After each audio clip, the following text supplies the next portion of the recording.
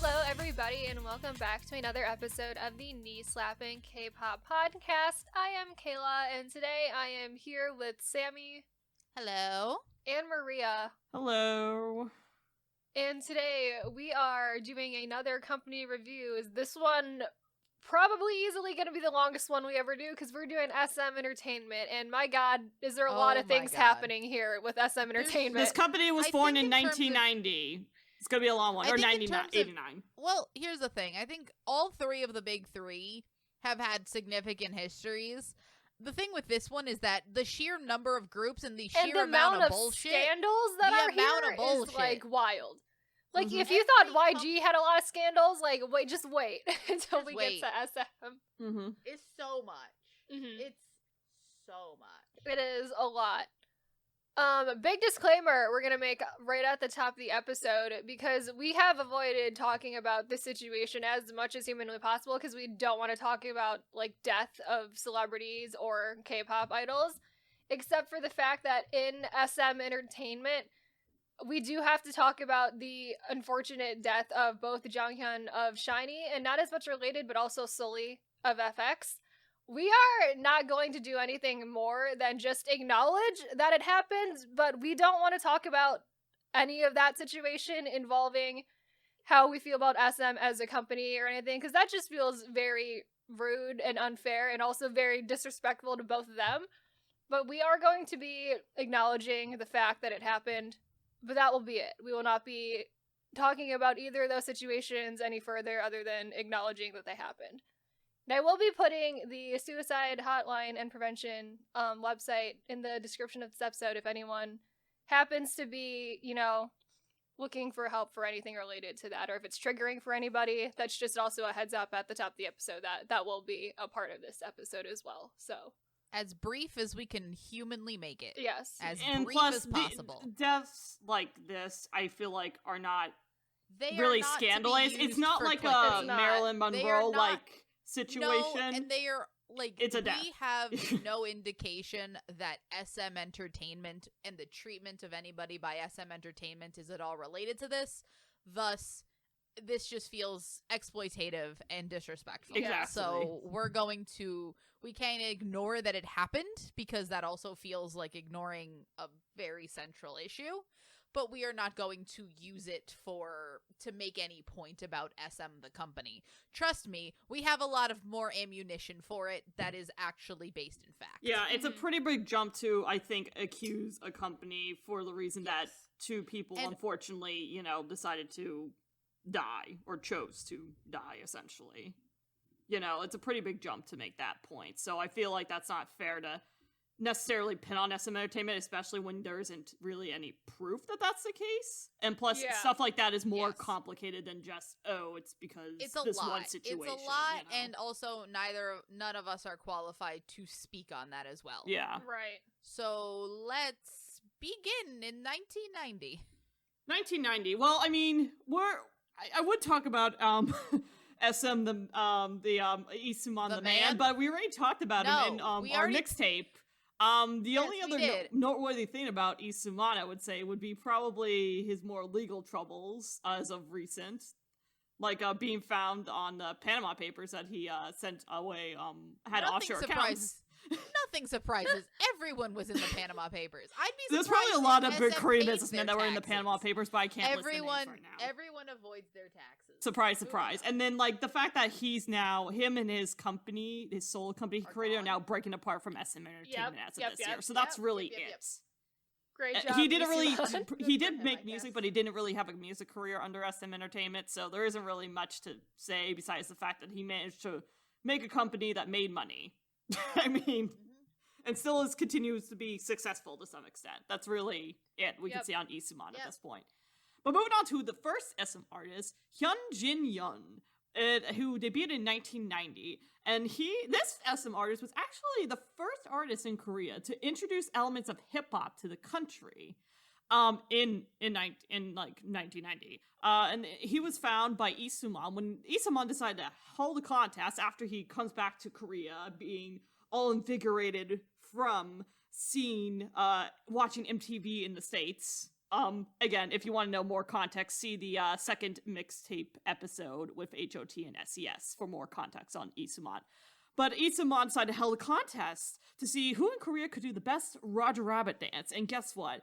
Hyun Ji-yeon was that dude. He debuted in 1990 as a part of a group called Hyun Ji-yeon and the Wawa, which actually featured both members of Deuce and Sean of Jinushan, and both members are cloned as backup dancers. That's who the Wawa was at points. He, in particular, had a hit song in 1992 that was technically released after So Taeji and the Boys released Non Arayo, or I Know. Hyunjin's song, his hit song, was called You're in My Unclear Memory, also very much influenced by, like, New Jack Swing kind of style movement, very hip-hop inspired. However, his career was kind of short-lived, at least initially, because in 1993 he was caught with drugs and was sent to jail, and SM basically kicked him out after that. And then years later, he eventually became a chief producer at Tvxq. So, yeah, the short-lived music career of Hyun Ji-yeon.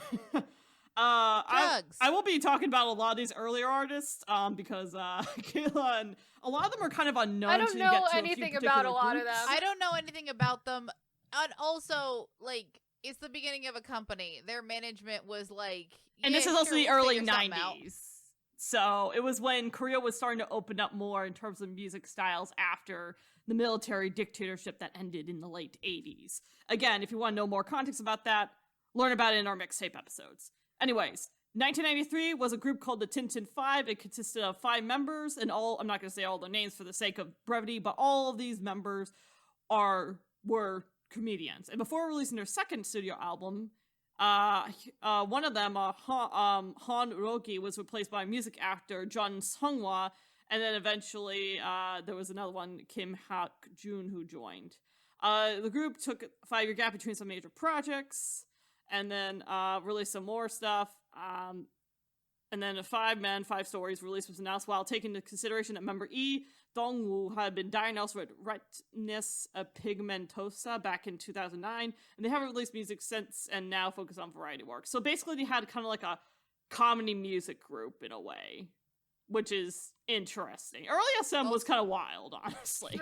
Also beginning all over the SM's place. continualness of, let's never disband anything. Yeah. Let's just never officially disband a singular thing. It's been 20 years. Disband nothing. All right, so first, I'm going to also do a couple rapid-fire segments of older artists. So the first one's going to be rapid-fire solo artists. And what I mean by solo artists, I mean solo artists that never were in a group at SM. Like, actually, never were in a group. SM currently does not have any solo artists that, with the exception of Boa, that were not part of a group prior to debuting solo. They have literally one person who debuted over 22 years ago? She debuted in 2000. So yeah, 22 years ago. Oh, I'm sorry. No, not 2000. Was it 2000? Holy shit. It was either 98 or 2000. Whenever she was 13. I have to double check. No, it was 2000. Oh, it was 2000. Okay. The so script says 2000. Yeah. Okay, 2000. Why am I thinking 98? Anyways, so rapid fire on some of these solo artists. Han Dong-jun and Kim Jong-won were active in 91 to 92. Not much info in them in English, so they existed though. Lee Ji-hyun, active from 2001 to 2004, was an actor, singer, appeared in musicals, and most notably was in a project group in SM Entertainment called S, that was with Kangta of HOT and Shin Hye-sun of Shinhwa. We will get to those groups later. Jun Nara was active in 2001 to 2008. She released music in China and Korea, and mainly is so far an actress, and starred in a bunch of TV series, which included Successful Story of a Bright Girl, My Love, Patsy, whatever the fuck that means, Wedding, My Bratty Princess, You Are My Destiny, Confession, Couple, The Last Empress, and VIP. Chan Yi-yen, active from 2006 to 2017, a Chinese singer-songwriter of ethnic Yi descent. I think I've heard an EP of hers. Was it Shine that she did? That was pretty solid. But otherwise, she's kind of, now I think is just back in China doing whatever she can now for stuff. And then Chu Ga-yeol, a folk artist who was active from 2002 to 2012 in SM, known for his hit single Don't Go Away, and actually taught Sungmin of Super Junior, who's on hiatus now or not. We'll get to that. How to play the guitar, Questionable. and they both performed at his 2013 Xmas concert. So cool. Anyways, back to now more relevant people. Back to now actually talking about, I think this is really where we start talking about the management style of SM, because Yes. all the rest of this is, one, soloists are very much a different thing to manage. Two, this is really where SM the company begins, where this is not SM finding a singer and being like, we'll be your management company. This is SM making singers, Yes, pretty making much. stars, doing things. So I think sort of everything before this is a kind of a wash. Kind of, yeah, a little In bit. terms of how we judge SM, in terms of us judging SM as a company, this is where pure SM starts. The SM that we know it today starts. The SM we know and tolerate today. Somehow. I Yep, can't yep. say love. I can't say love. Yeah, Absolutely anyways, not. 1996. I barely tolerate them. Okay, we'll start in our lovely birth year of 1996 with HOT. You want to know the history of HOT? Again, see mixtape episode 2. Same thing with the group that follows this group. I mean, look, let's be honest here. If you're here for just us, we don't go through the history of groups. We just talk about group scandals if they were managed. Hey, I'm just trying to promote That our is other our episodes format. here, okay? I know. I'm just saying, if people are here for history, no. But again, just see our There are- mixtape there are episodes several- for history. Absolutely There not. are multiple groups on this list we have like full episodes on. So like we will refer you back to those Also, if that's if you what you need want. me to tell you the history of some of these groups, come on. It's fucking like Girl Generation. Come on. Come on.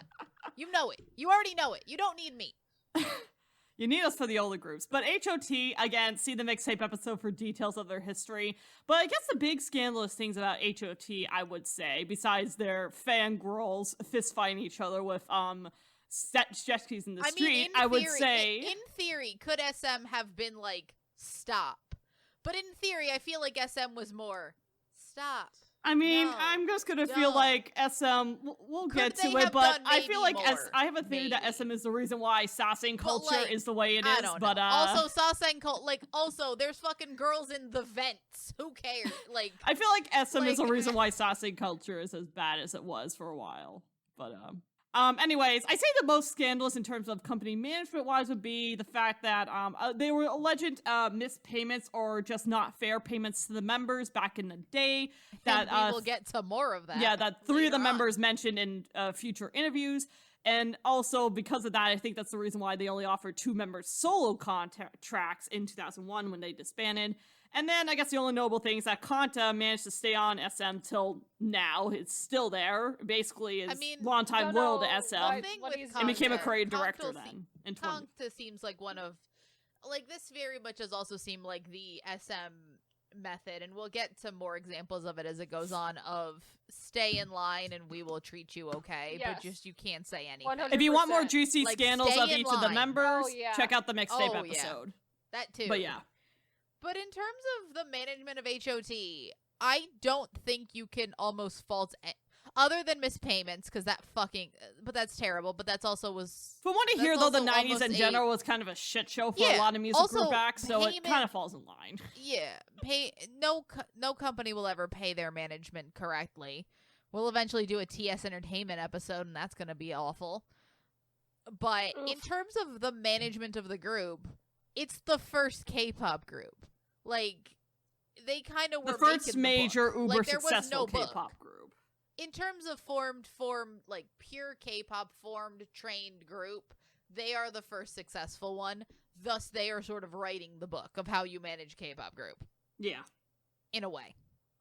And, you know, HOT was a success. But also, SM. From the beginning, there will always be a problem with every single group, and this one is the fact that they didn't pay anybody, and also blatant favoritism, because some people stayed in line and some people did not. Mm-hmm.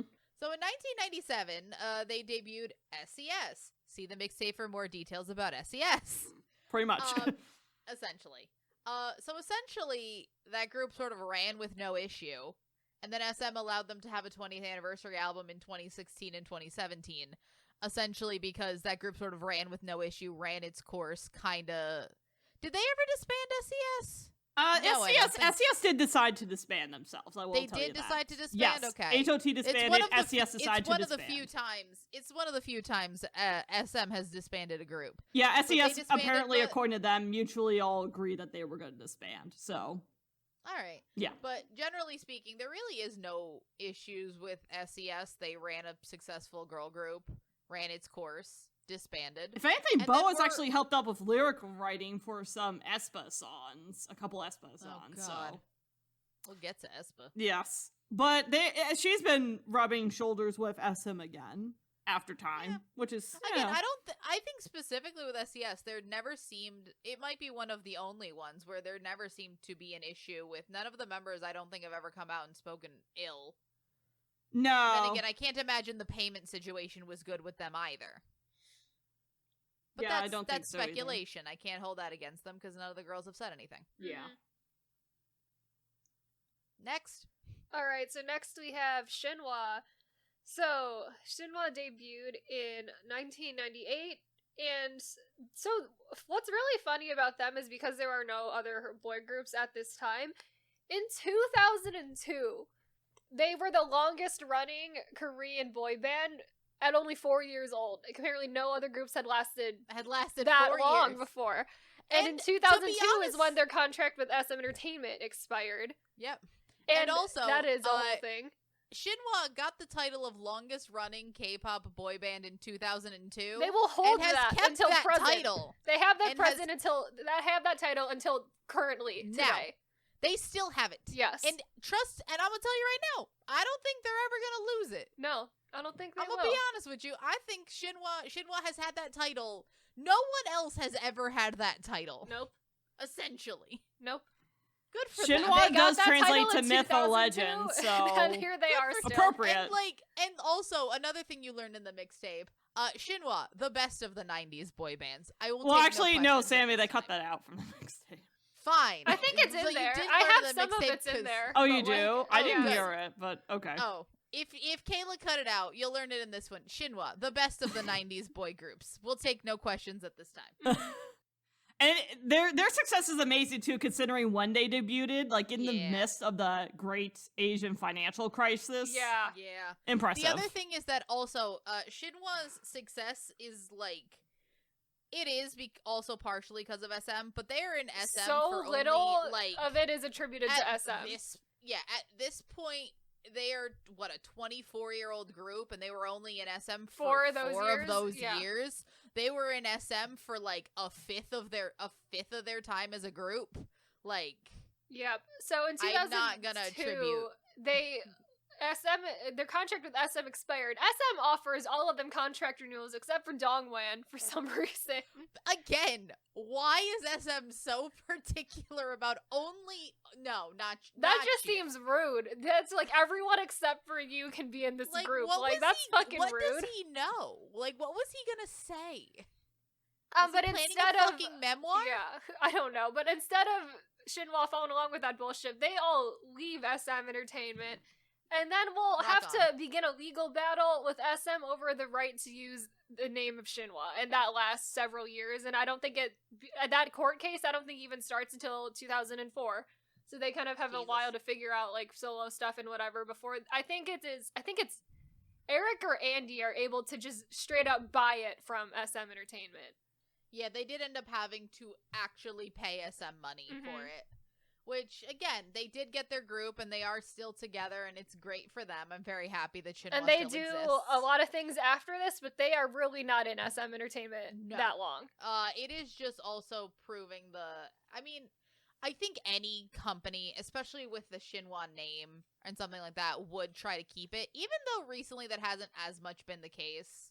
I mean, the only example I can see, because I know that I don't even think Beast tried to get the Highlight didn't try so to they get the did. Beast So name. apparently, They did? when they left, they were in active like discussions with Cube about using their name until Cube just announced they were gonna debut a new boy group named Oh, Beast until with that happened. Kayla, I and then remember they that. were That like, was so- "Fuck I you." remember that. That That the was like, We're just pettiest gonna change really our name PR instead. ever. Also, It- just them The not pettiest PR telling. ever.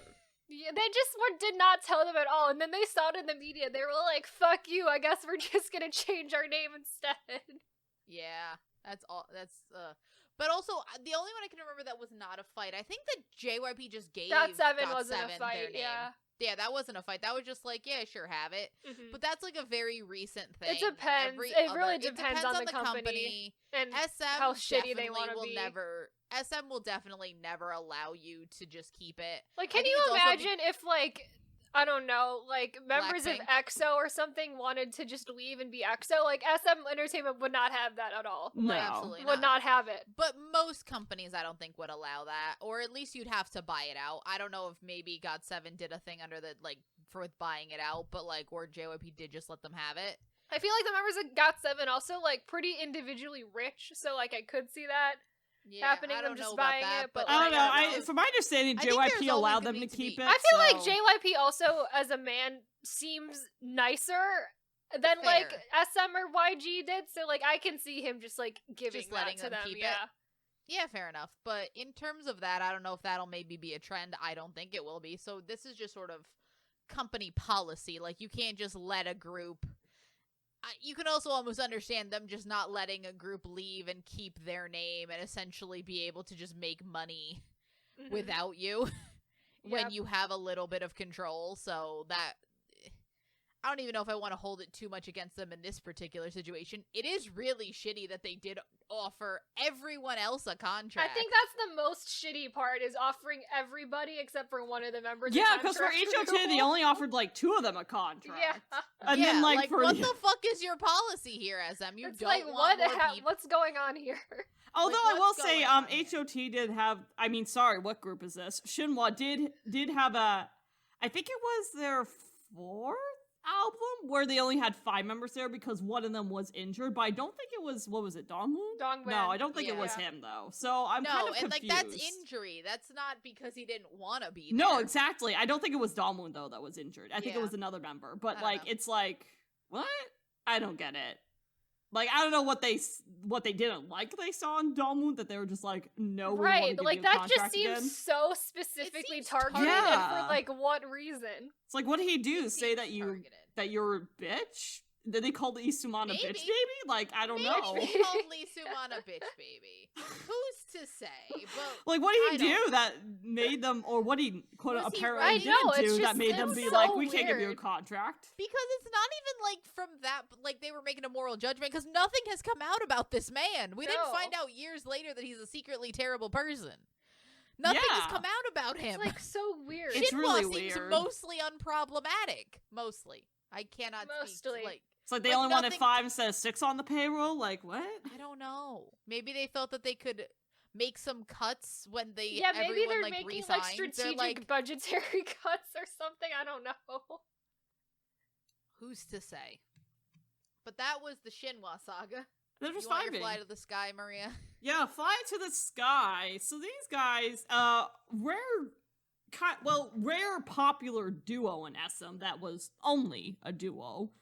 They're a Um, popular duo generally. Just generally. Yeah, there's not not a too lot of many duos. popular duos. The only one, let's see, there's like only a handful. Akmu. Really. Akmu, Act on Davichi, musician. Troublemaker when that was the thing. Troublemaker. when that What's was a girl thing. group? Da Vinci. Davichi, yeah. Davichi. Davichi, yeah. Bull 4 when Bull 4 was a duo. Bull 4 when Bull 4 was a duo, but were they ever really a duo? Who knows? That's a discussion for another That's time. a discussion for a different time, but I'm just putting out the question. Yeah, but anyways, Fly to the Sky. They were actually initially marketed as K-pop idols, but then they decided to go into mature R&B ballad-like stuff, and then that skyrocketed their popularity. So, SM showing that they can pivot when they want to and make it successful, I guess. The group left in 2004. Oh, sorry. They were founded in 1999. They started in 1999. They left in 2004, went to another company, and were still active till 2009. And then basically a hiatus, and then had a reunion in 2014, and then hiatus. So, yeah. SM, I guess, was pretty good at managing them, at least to, I guess. yeah. I mean, R&B duo that's mainly... look, a more, like, ballad-heavy R&B duo, Korea eats that shit up. Yes. Look at how popular Oh, Davichi yeah. has been for so many years. Exactly. And also Akmu. And also, what was the other one? Bull you said? 4. Bull 4. all of those duos do super well when they're doing ballads. Well, mainly because their ballads aren't like your atypical basic ballad. They're a little bit more fun. Korea likes ballads. That's true. Korea loves ballads, but also those groups you mentioned, they kind of have more standout ballads in my opinion that differentiate from the typical ballad. But also, there's a lot of really basic ballad singers that are very popular in Korea. That is true. Not them specifically. I'm just saying that like Korea loves ballads. Yeah. They love to sing their ballads at the karaoke and go bam. Bam. Bam. But yeah. All right, in our last rapid fire, because again, a shit ton of SM artists you never knew about. And welcome to what I like to call welcome to SM Entertainment's true economic flop era. Woo! Only economic. Artistically, we will get there. Well, artistically is also a mixed bag, but at least economically, these groups were not successful. Flop era. It's not more of a flop era than the flop era we will get to. This is like the one that you could guarantee is actually a flop era in the economic sense for sure. Yes. Absolutely. So you can absolutely say, yes, this was a flop era, because SM was missing when it came to the money with these groups. And really, there was only one artist at the time that was basically saved them from being under. We will get to her. But before we get to her, I wanted to mention everything else that came out while she was active and into another group that was active. So, we're going to start off with MILK, which stands short for Maiden Lovely Kin. That was only active for... just spells the word milk. Yeah, milk. Spells the word milk. If anyone was just listening to this, it spells the word milk. Yeah, basically, this group only existed for 1 year, from 2001 to 2002. They only had one album, and basically, SM tried to market these girls as like an SES 2.0, but like SES debut era 2.0, and well, the Korean public was not vibing with it at the time. And allegedly, interesting tidbit, this was a 4-member group too, by the way. So yes, I want to make that clear. This was SM Entertainment's first 4-member girl group, and it flopped. Just want to put that out there. Yep. Foreshadowing. Like to make a note of Foreshadowing. That is that is what they call in literature foreshadowing. Foreshadowing. But anyway, the most interesting tidbit about this group, we keep our opinions hidden either. The most interesting tidbit about this group, though, is that allegedly Into the New World was actually meant for them for a second album, but then was given to... if I'm being honest, Into the New World kind of sounds like their first song, too. Yeah. Like this group also kind of sounds exactly like SES. Yeah. Yeah, honestly. But yeah, Into the New World was allegedly meant for them, but ended up being given 5 years later to another girl group that we may or may not talk about, or will talk about. And also did way more with it. And did way more. Way more and way better. This was also the time where SM Entertainment started to get some subsidiaries. Particularly these couple subsidiaries kind of didn't last that long, and they had groups underneath them. One of them was a girl group called Sugar, debuted in a subsidiary called Star World, and released music in Japan. Lasted for 5 years, didn't make a huge splash, broke up in 2006. SM having the lovely groups Milk and Sugar. Yes. And also in 2002, they had a group under another SM subsidiary called SID-K Entertainment that was called Shinvi. They only also released one album, and basically the vibe that they're giving me is that it's giving cutesy Japanese idol image with some CGI characters, stuffed animals on their stages for whatever fucking reason. You think they were making music for a kids show. I really don't know. Either way, they only lasted for a year and they broke up, and I'm not surprised. One of the more interesting groups actually is Blackbeat. They technically lasted for 5 years. However, it kind of is weird because they debuted in 2002, only released one album, appeared as music artists in all the SM Town albums pretty much up until 2007, and however, the groups though they didn't officially disband basically, but the members of these groups were actually used frequently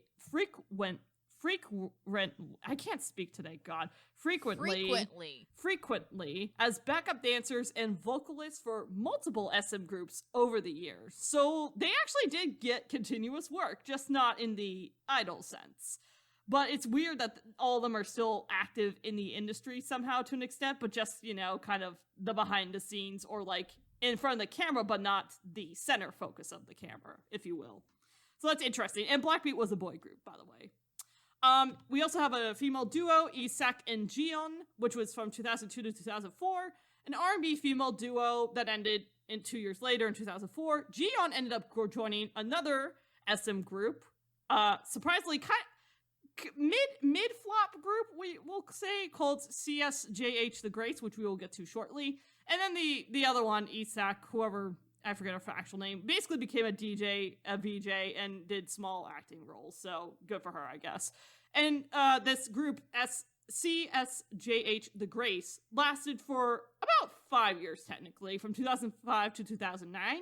They debuted with a single, Too Good. Throughout the group's career, they released and performed music in Korean and Japanese, with a total of 3 studio albums and more singles. However, one of the members, Stephanie, suffered an injury in 2010, and the group's activities were halted, essentially. And then in July 2011, the group returned, but instead as a duo unit, named after the members, Donna and Sunday, called Donna and Sunday. And they basically released some digital singles and stuff before going into an eventual hiatus. And basically all the Grace's members are maintaining solo careers to some extent and all that jazz. Let's see, Stephanie ended up signing with another music label for her solo music and basically maintained her contract with SM Entertainment until it expired in 2016. Donna left SM Entertainment after her contract expired in June 23rd of 2020. And Sunday left SM Entertainment in January 19th, 2021. Don't know what happened to the other Chica, but yeah. So that group's basically dead. And then we have our final a flop era group, unfortunately. Flop era, because they actually had some talent, in my opinion. Tvxq, which lasted from 2004 to 2019. So this group, it's interesting. They were originally a 4-member rock band formed by SM Entertainment and X-Japan's co-founder Yoshiki in 2004, which consisted of, get this, Typhoon J, Rose Minwoo, Attack Junwoo, and Xmas Junmo.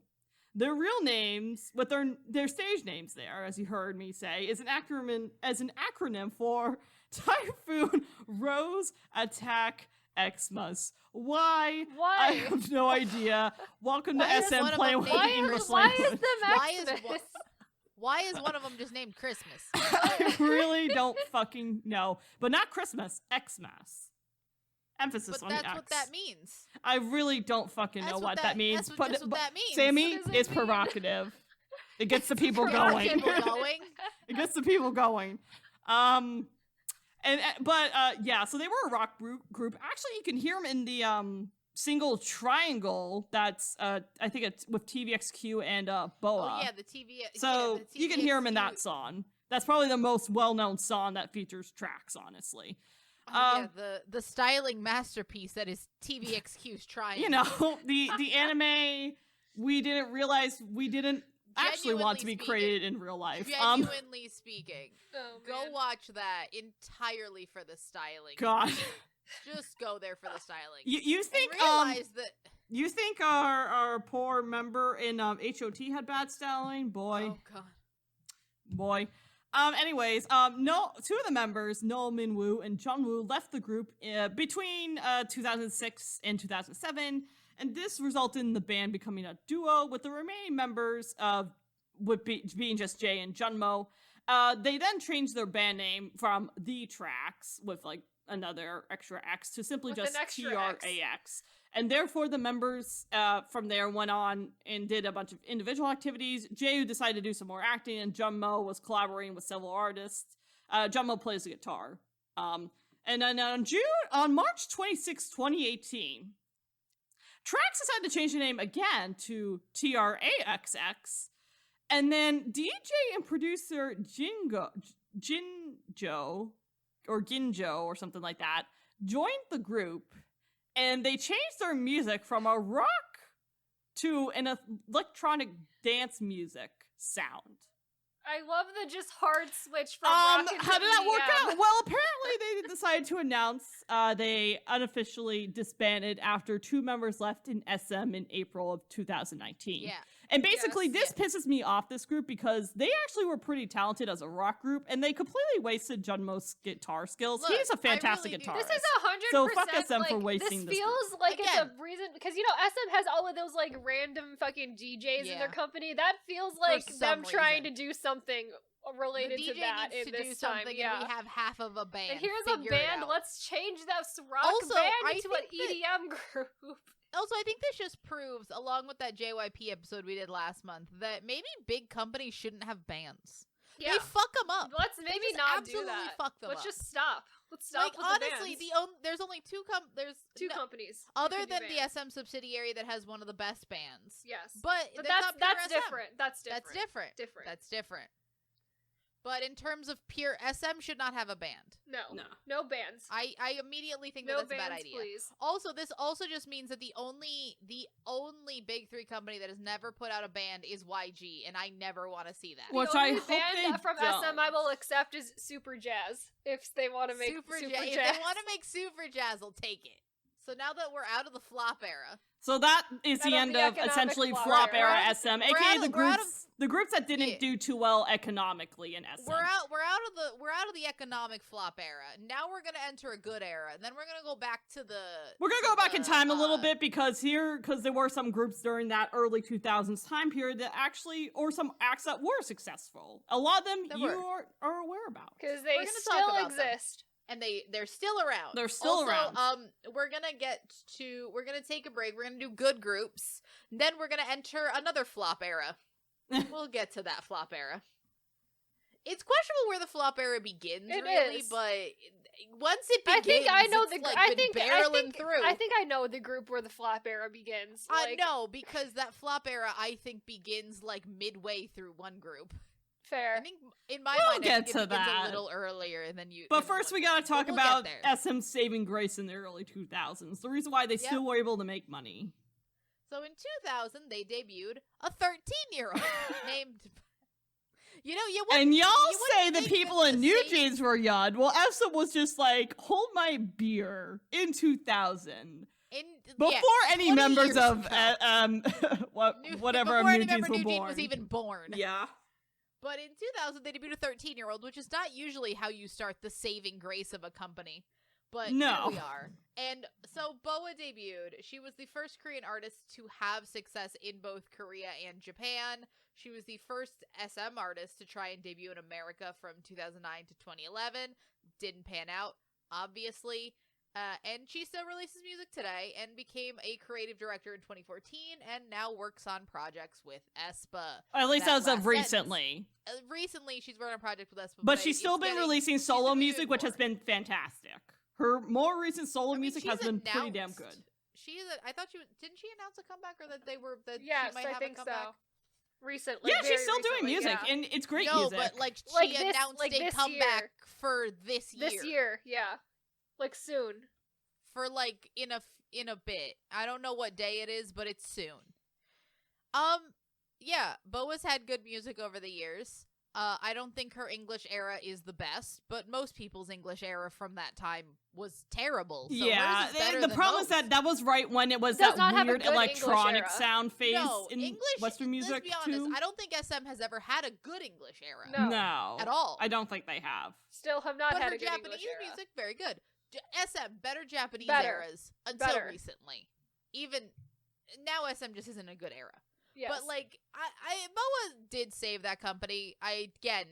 You obviously have to counter with the fact of how ethical is it to debut a 13-year-old. Yeah. That's I neither will here say nor she there. did I'm not really gonna get into mega the ethics of popular. She that. didn't get popular until 2002 when she was around 15. So like, But better, she still but deb- like she's still 15 she still debuted as a at soloist. 13, It's still but hard. like, I will at least give the thing that I don't think her music was inappropriate for a 13-year-old. No, it was not so at inappropriate least for a I could give them 13-year-old. that. Yeah. yeah. And they did dress her appropriately then, Yeah. for the most yes, part. but so. like again, I think to its core, it's still a 13-year-old being the like like, it's not even that she had a support system in a group. She was by herself. Yeah. But overall, I don't think you can hold that against one company without holding it against the entire K-pop industry. And at that point, it's all like that's just a this is a problem issue with K-pop as a whole. culture. Yeah. I mean, SM though did kind of start and contribute to that problem, though. Let's be honest. So if we here, want to though. blame anyone for that, SM Entertainment. And SM Here we Entertainment. are. Pretty much, Here because we they are started again, that back in a problem. circle. And everyone else is just like, well, I they think do it. It's totally fine. The overall- rest of us do it. Again, I think overall, there's not much you can say about SM's management of BoA, and at this point, BoA is sort of she's creative director. BoA is essentially managing herself. Yeah, they're letting her BoA- do what she wants. BoA does now. whatever she wants. She's a creative director. They're still letting her release her own music. Like, it doesn't sell as well as before, but at least it's good quality music that she wants to put out. And she still And has she's got fun like a doing it. solid fan base and everything too. Yeah. Still, so Plus the fact of like, it's not music that is being promoted like you would a current group either, which is also leading to not as big of success. It's like she doesn't need that kind of. She doesn't need to be the top of the chart. Nor does she probably It's want to BoA. at this point. Exactly. Like BoA just wants to release her music and live her best life, as she should. Yeah. She deserves it. I freaking love BoA's music. Like, if there's a solo artist you have to listen to in K-pop, I implore you to listen to BoA at some point. Please do so. Her older music, her most recent music, like, it's just... Honestly, she's had pretty good music. Even her earlier releases, I think, are pretty solid, a lot of them. Some of them you can kind of question, but... Again, yeah. the English era. The English era is probably the Everything most else, questionable, let's fine. be fair, but like... Everything else, fine. Even some of her Japanese music's pretty iconic, too. Like, they performed some of it for, also, like, if I think anyone- Produce 48 as, like, a Funnily challenge. enough, They do, maybe her most famous Japanese song. If anyone's seen Fairy Tale, yes. she This has is the the 15th fairy tale is opening. the 15th Nothing fairy But tale Chasing opening is a BoA and song. also Great song. Also, maybe the only good K-pop anime song. One of the best K-pop anime songs Maybe ever. Very only- one of the top one of tier the of only K-pop good anime ones. openings. When we mean by K-pop anime, we mean an anime opening or song K-pop done by a songs K-pop that were artist. made Yes. to be anime openings. Yeah. The only is other one I can think one of of that I the- like is that's the good. Blue Exorcist ending is a 2 p.m. song. That one's also Oh, pretty yeah, that good. one too. Yeah. Actually, That's, BoA like, also did those do are, an like, the opening only for two. Inuyasha, though. So she Oh, did nice. that. That was like one of the first big animes That she one's did. That one is less good. Yeah, Yeah. but it was still that fairy like less tale good. opening. Japan so loved good. The it. Fairy Tale so- opening, actually a good song. yeah. Also, inadvertently, maybe the first K-pop song many people heard Yes. entirely on accident. Yes. Yes. Now we get into the problem. All children. right, Problem Children. In 2003, we have Tvxq. So Tvxq does a lot of cross promotion Oy. in both Japan and in China, along with South Korea, and that I think is the first group where SM is Yeah. really trying to hit 3 countries at once. So that's Mhm. the first time they really branch out to China. So a lot of these Tvxq scandals we have covered on the Scandal Icebergs. I do not know what tier of the Scandal Icebergs. I don't remember, but There's 8 of them. they're on one of It them. wasn't in tier 2. I'm gonna tell you that. It wasn't in tier 2. I'll tell They're you not that in much. tier 2, and I don't think they're in tier 1. So you got tiers 3 through 8 to look through for these TVXQ And it wasn't in tier 8, I'll scandals. tell you Yeah. that. Yeah, I don't we're think they were in narrowing tier it 8. down, So guys. 3 to We're 7. narrowing it Tier 3 to 3 7. to tier 7. There Take you a go. wild 4 ride. tiers to go through. Yeah. But in 2006, someone attempts to murder Yoonho. That's on Scandal Iceberg if you want. That's more on the Scandal Iceberg. info on If you want a that. brief rundown, someone puts glue in a juice box And at gives a it to him. fan meet. And almost kills him. Essentially, that really almost has nothing to. That's more of an issue with sasaeng culture Yes. in Korea. That's not so much an SM issue. But But if I just- if we take it back to like HOT and it's like SM really contributing to sasaeng culture a little bit, it's like maybe this Little is a bit. little bit of SM. And like entertainment. maybe SM could have like, I don't know, had that Had chick better arrested and security like, you or know, some shit. prosecuted her. Yeah, that person was never prosecuted for No. that. By the way, I think she was never prosecuted on request of Yoonho, supposedly, Yes. but still. Which again, who's to say if it was request of Yoonho or request of? Mhm. Because as we'll learn about TVXQ right now, Yes. heavily controlled. Yeah, so in 2009 Even is still. when we have the JYJ lawsuit. That's on the Scandal Iceberg as well. If you're unfamiliar with that, that's when 3 of the members of It's one of the biggest TVXQ. scandals in K-pop that maybe international maybe fan the knows. Yes. I'm gonna say this, maybe the most influential scandal Mhm. in terms of long-term lasting effects. Yeah. Yes. The most important, Especially K-pop since this scandal of all group time. was huge at the time. They like, were the so biggest K-pop fucking group So at the big. time. And One of the I biggest think- boy groups in the world. And at the time. I think that's because they were so heavily cross-promoted in 3 countries simultaneously as well. Yeah. And they were doing so much music at the time. There Mhm. is more old TVXQ music than you think there is. A lot. There's a lot. Most people only remember like 3. And also 'Cause most one of the people have better groups that can do ballads really fucking well. Oh, absolutely. Really great. Hence They why did I a think lot- people still have fond Yes. affection for old TVXQ. Old at Oh, the yeah. time. TVXQ. I mean, they can no longer do ballads extremely well, but they They, can. No, they at have the they two, they have 2 tried. people left. They try, but you know, and it's it's kind of not hard. the 2 that I want doing ballads. Yeah. It's not the Yeah. 2. Yeah, but in 2009 is the JYJ lawsuit. That is when Junsu, Jaejong, and Yuchun sue SM Entertainment essentially for slave contracts. Slave contracts. And not that is being paid. going to be an entire saga that unfolds over the next Years. multiple amount of years. I think until that goes from 2009 and 2012 is when that whole lawsuit is currently it's when unfolding. it like truly ends in 2012 because laws It have doesn't to be end, passed. but that is when SM and JYJ are actually able to terminate contracts. But after that whole thing, they rule in JYJ's favor and says you cannot have these 10-year contracts that give all of your artists absolutely no agency in regards to and any also part of their give them career. no payment. No payment. Not even just the Yeah. no agency. It is just the fact that also those contracts were created in such a way that they were getting paid pennies. And K-pop artists are still paid very poorly, but if K-pop artists of today were paid the way they were paid in that JYJ era, they would literally just not be paid. They might be paying the company. I feel like that would be If- like if a then human that- rights I think violation it's a- at this yeah, point. it's a- And like it's in a time. human rights. Yeah. That would be seen as cruel and unusual. I will punishment. say this though, without getting too off topic, this is also one of those instances that because of the aftermath, it has been alleged by a former person who was part of a girl group from SM Entertainment in her fictional story that In her SM fictional book. that she essentially alleges because in her Yes, quote unquote yes, fictional yes. book that allegedly because of this lawsuit SM Entertainment changed their contracts where they automatically add on an extension an additional 3 years from the 7-year Yeah, contract. he essentially Yeah. says So that they that's also you sign a apparently 7-year alleged. No and a But I also confirmation, kind of contract, don't yeah. believe that because people Yeah. have left SM after 7 years. Yeah. So, like, Yeah. I kind of don't believe a word that comes out of her mouth. Again, sometimes. that's I why mean, I say alleged. But Allegedly. what is a little bit of truth out of this quote-unquote fictional thing is about how SM Quote-unquote Entertainment fictional book? blacklisted JYJ after Oh, this contract, which That did is true. happen in real life. Which is, like, a known fact. Yes.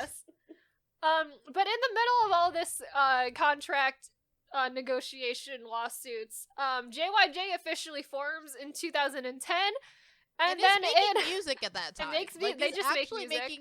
actually like Yep. decently popular. Obviously not as popular as TVXQ is. I And also then- think but though originally very they popular focused on music. Japan though. They during did. this They to were do- heavily Yeah. in specifically Japan. Yeah, not Because in also Korea. I can't think that being blacklisted from every Korean variety show is. I mean, gonna that's all do they well could for really your do is go to career Japan. here. Yeah. The other the thing with it is that they were blacklisted for so long. It is only within the last like 2 or 3 years that they have actually said, "Oh, I think it was Jae-jung was going to be on a show." Yeah. And they announced it is the first time he is on Korean television Yes.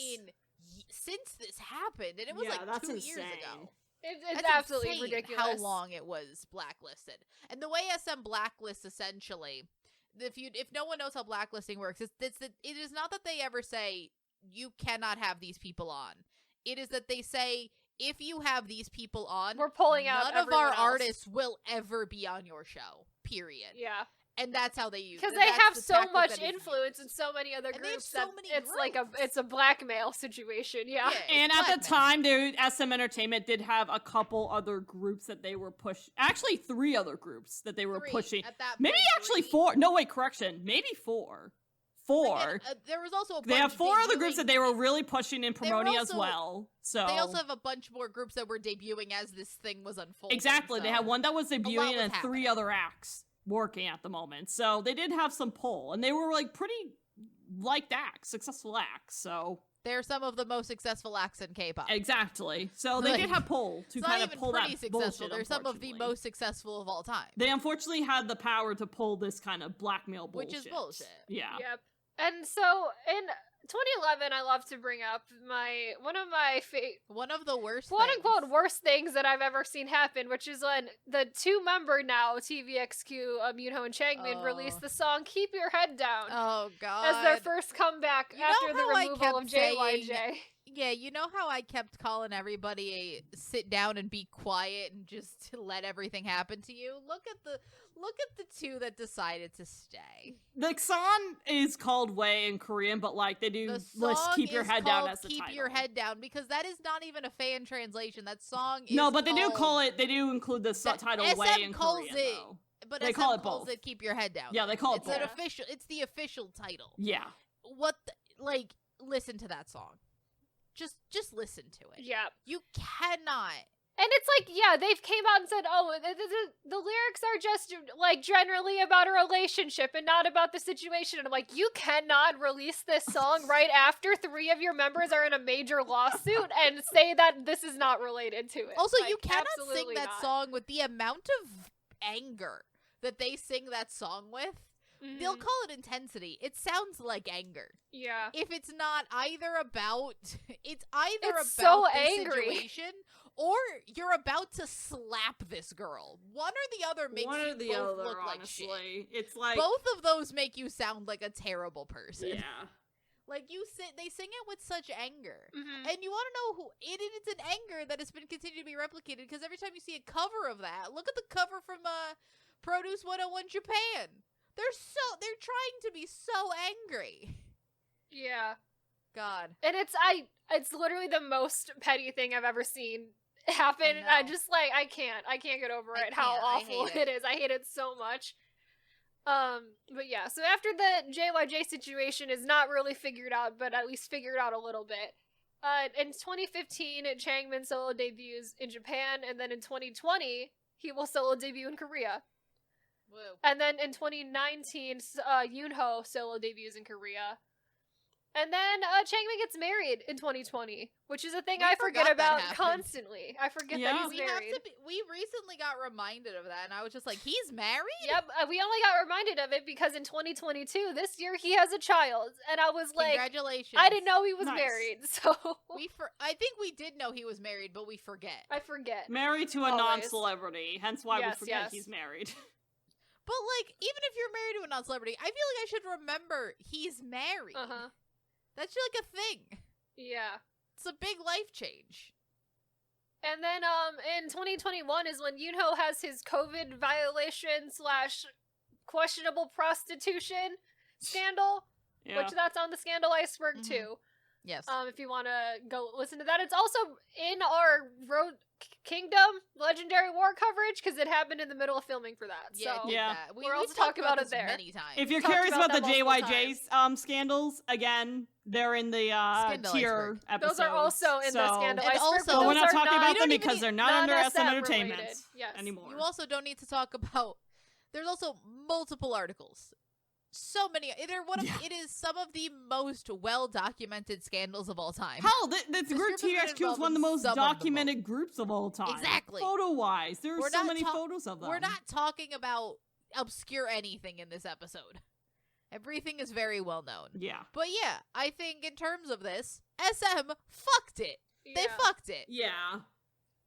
So what it avoided had they given them more decent conditions in their contract and, treating them more like a human being. Then they wouldn't have done this, and nor they wouldn't have been forced to have Korean law change. It's like... I'm also not surprised that SM is, like, blacklisting people. I think I would feel not surprised if most companies blacklist people. But SM being so blatant about it is the other thing where I'm like, at least have some decorum. At least pretend like you don't do this shit. I will say, though, I feel like these days with the advent of social media and basically groups kind of doing more, less stuff on, well, they still do stuff on TV, but they do a lot of extra content stuff on the internet on their own platforms now that blackmailing doesn't really help doesn't really but what cause I'm- as much of an effect. But what at I'm this saying, point. generally speaking, is that I feel like now it's almost useless to do it. Yeah. But especially at the time, I wouldn't be surprised if at the time YG, JYP, these other companies would do similar things. Mm. What I'm saying is SM was so blatant about it, So the most blatant about it. So blatant. And the other thing Yeah, with they it is were. that this very much hindered these people's career entirely out of pettiness because they didn't want to be disrespected and treated like shit. It makes what they did even worse because The fact that it this actually has an lawsuit, effect on the their fact that career this at the lawsuit time. had to set a precedent for the entire K-pop industry as well, I know. and they're still gonna stay here with their two members who they somehow convinced that they were okay with slave contracts in like exchange for fame, essentially, and have them put Yeah. out this incredibly petty song. And is the just, like, other thing with ridiculous. those two members is that those two members had all the benefits from this lawsuit. They did. Because their contracts also had to be terminated and everyone's the post, especially the laws being changed, everyone's contracts had to be renegotiated. Yeah. They had to get new contracts because those other contracts were thrown out and viewed as illegal. So Yep. again, those two ended up getting all the benefits, didn't they? Yeah. But they got I to don't stay know. here. They I kept don't all know of their too fans, what's and it going was, on, like why they didn't ridiculous. choose to do it. There could have been something related to their families. It could have been I something. mean, we all know related to SM is someone else. very, very okay with giving some members certain contracts and other members different contracts. Yeah. Yeah. Or no contracts at all. I We have also a do precedent think for there that. probably is some sort of internal conflict that was happening in that absolutely. group as well that also led to the animosity that was I wouldn't be happening. surprised So, because Oh, the fact no, that that three of them definitely decided happened. to join Yeah. together and be like, no, like says a And then lot. the other two decided to stay. Yeah. Clearly, there was some personal conflict. Oh, Clearly, yeah. there were between issues them. in that. Clearly, that group was not fully functional. no, Yeah. not at all. But yeah, it's kind of a shame that happened to 5-member TVXQ. But somehow they've, for the most part, besides infinitely better. besides Yu Chun, Fair. yeah, well that was his own doing though with the drugs and That stuff was- like that. yeah, But he like made his everyone own else has downfall. kind of managed to still make music and do their own thing. One of them continues to be in the Death Note musical Yeah. constantly, Multiple times. full time, so many times. I think like 4 times. All right, so next on the docket, 2 years later, they debuted. Here begins Almost the real problem children, because Here So begins many problems. I like to call this the beginning of SM wanting to have their own mini AKB48. Yes. But And male the edition. failing- This is Male failing, edition. failing every single time. failing miserably, but also the saga of their mini AKB48. Yes. The SM wanting to have a rotational boy group for whatever fucking reason. It seems to continue. It takes a the pause with stupidest one group, idea but then it imaginable. continues on. And then into we today. continue immediately. So we start off with, in 2005, Super Junior, then 12 members, debuted. With the first album was, I think they were first known as Super Junior 05, because the intention was to have them be rotating with members rotating in and out. So they did add a couple members. They added Kyuhyun in 2006.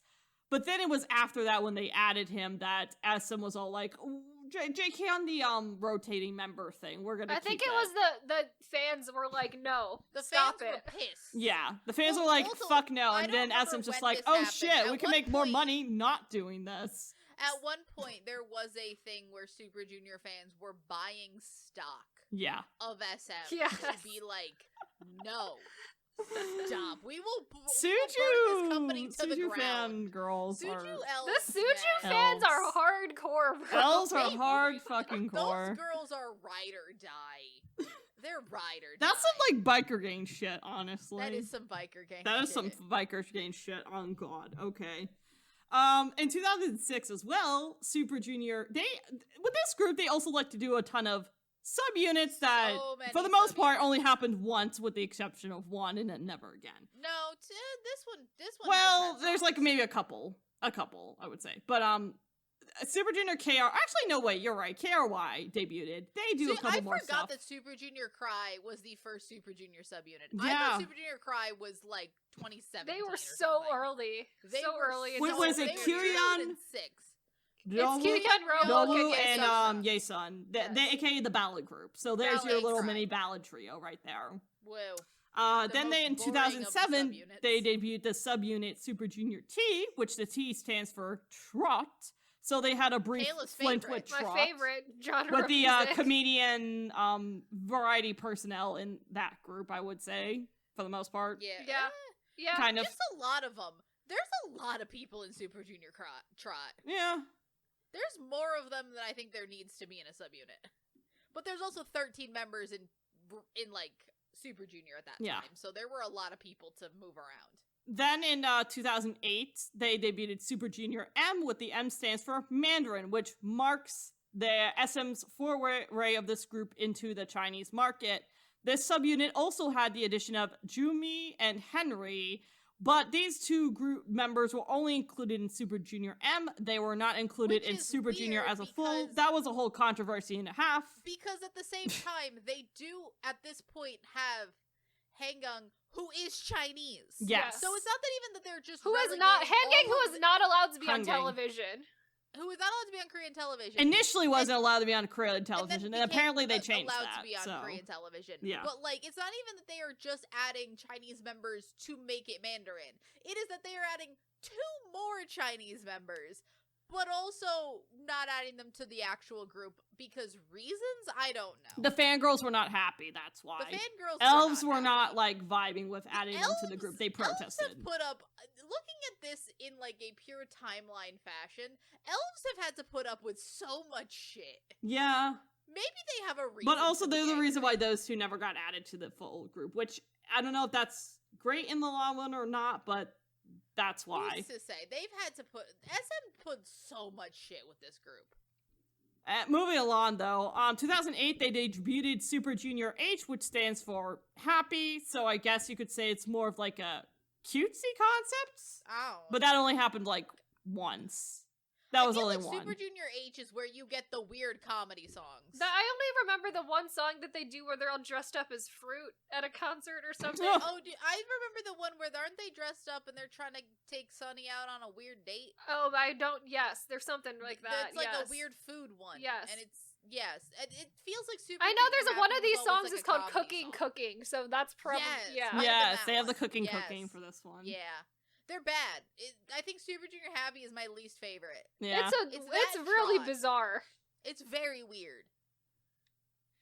But yeah, 2009, besides being was a very eventful year, it turns out, for SM Entertainment, because they also had a fun time with Super Junior this year. This is where the problems kind of begin. So, 2009, first off, Kpop goes on a hiatus to become an actor. Almost a doctor there.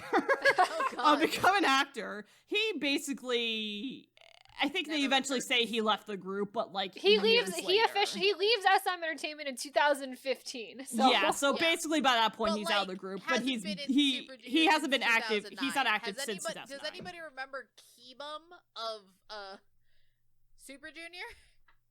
No one does. No one does. Yeah, no, he basically just I have not became an thought of that actor man in and years. moved on. I wouldn't say he's a big name actor though, to be honest with No, you. he is not. I'm gonna tell you that right now. He No. ain't. And then also Kanyeon gets his first DUI. You heard that right, first DUI. He gets sent to the military because of that. And then to top it all off, Hangen files for contract termination as well that year, citing unlawful contracts and a bunch of I other wonder- bullshit that went down. I wonder why the why. one Wonder fucking member why. I wonder why the one Chinese member is filing for an unlawful contract. I wonder what is different about his contract than the other absolutely not Chinese members of this group.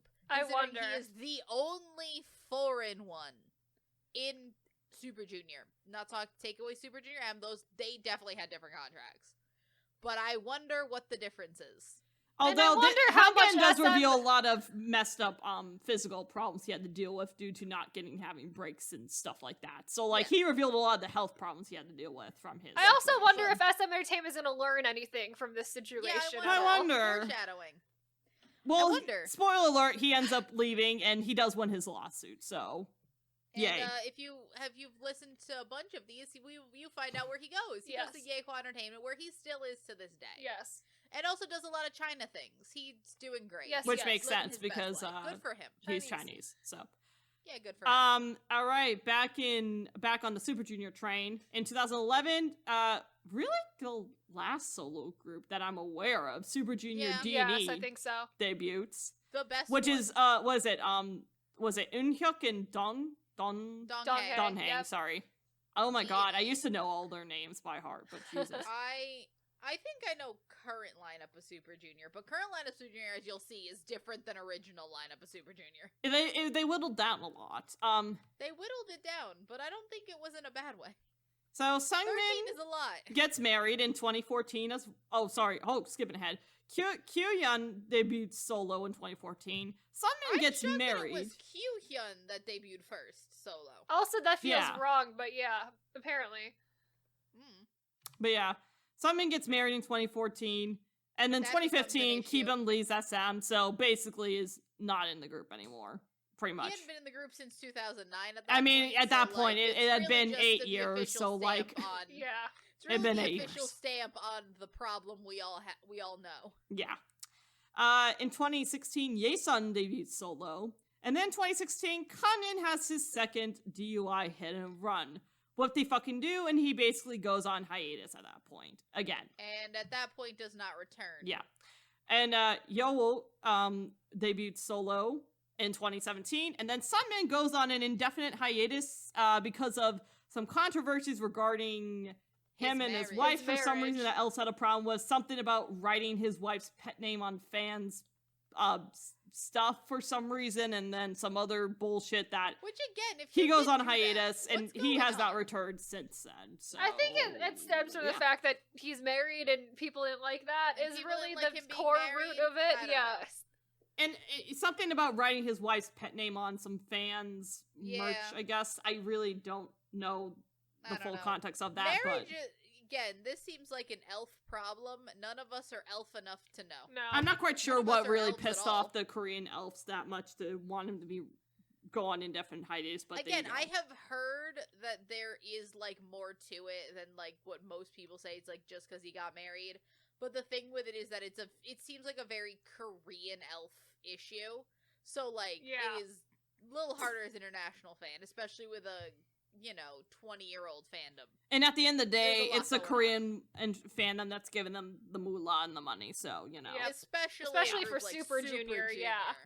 They need those Korean Yeah, fans. that's their last bit there. 2009, Kangnan officially leaves Super Junior. You think he would have learned by the first DUI, but apparently he didn't. No, we had to do And then two DUIs. Sunmin ends up debuting solo in 2019. Yep. And I think by that point, all the members of Super Junior are back by the early 20s. Yeah, they're all back I now like- because Kihyeon's At back. least all and the that ones was that are last still one. active.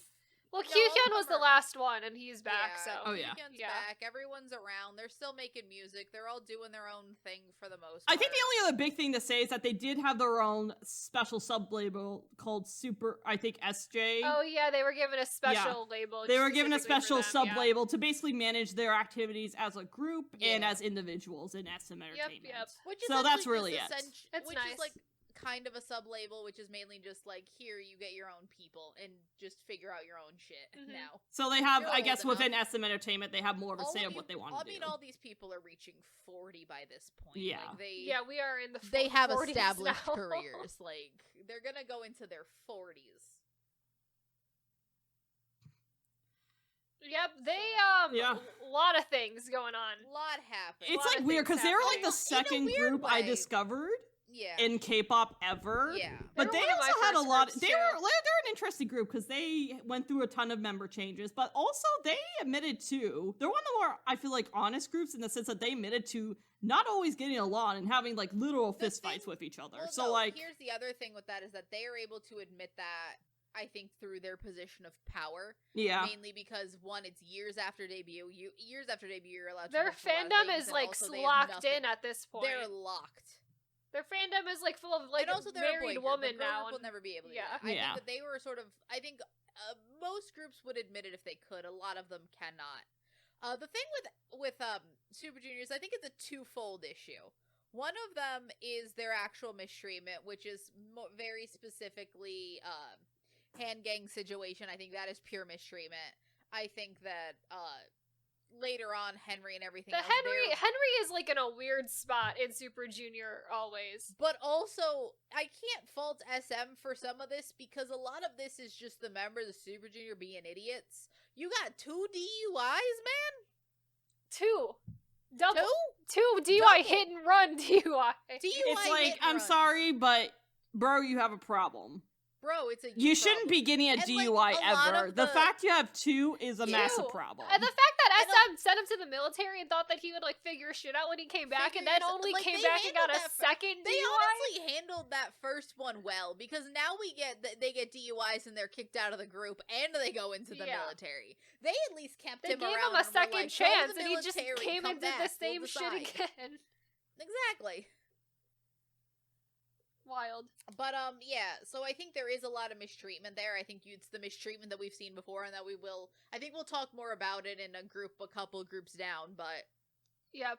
for the most part, I think you just see the continual, like, they very blatantly, and to the point where people leave. That's really where I want to point out the thing with SM, is that all K-pop companies will mismanage their groups. They will treat them badly, and that's a fact. But SM is doing it to the point where it is so bad that these idols leave.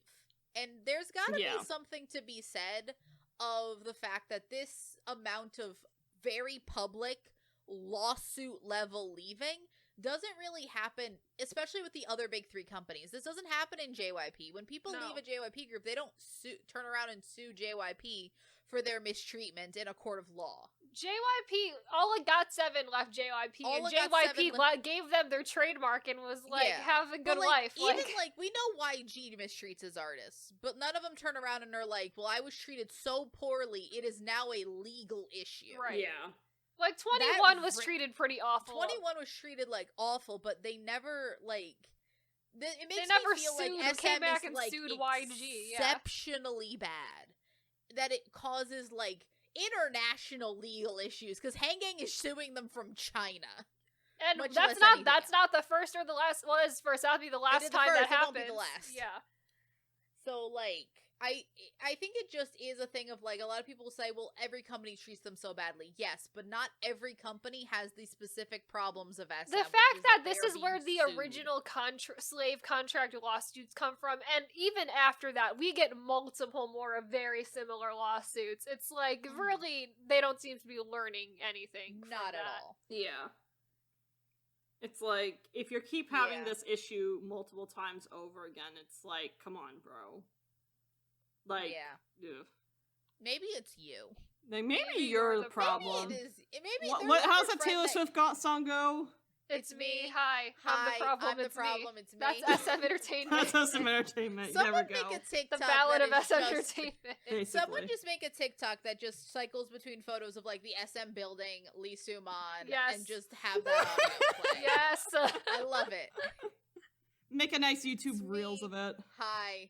I'm the problem. Yes. It's me. I might make that and put it out as a short before this episode. Honestly, please do. Now that that's in my head, I'm like, that'd be so funny. I think that's hilarious. I just gave a hint of inspiration. I love it. See? But, shall we move on to the next? Shall move on.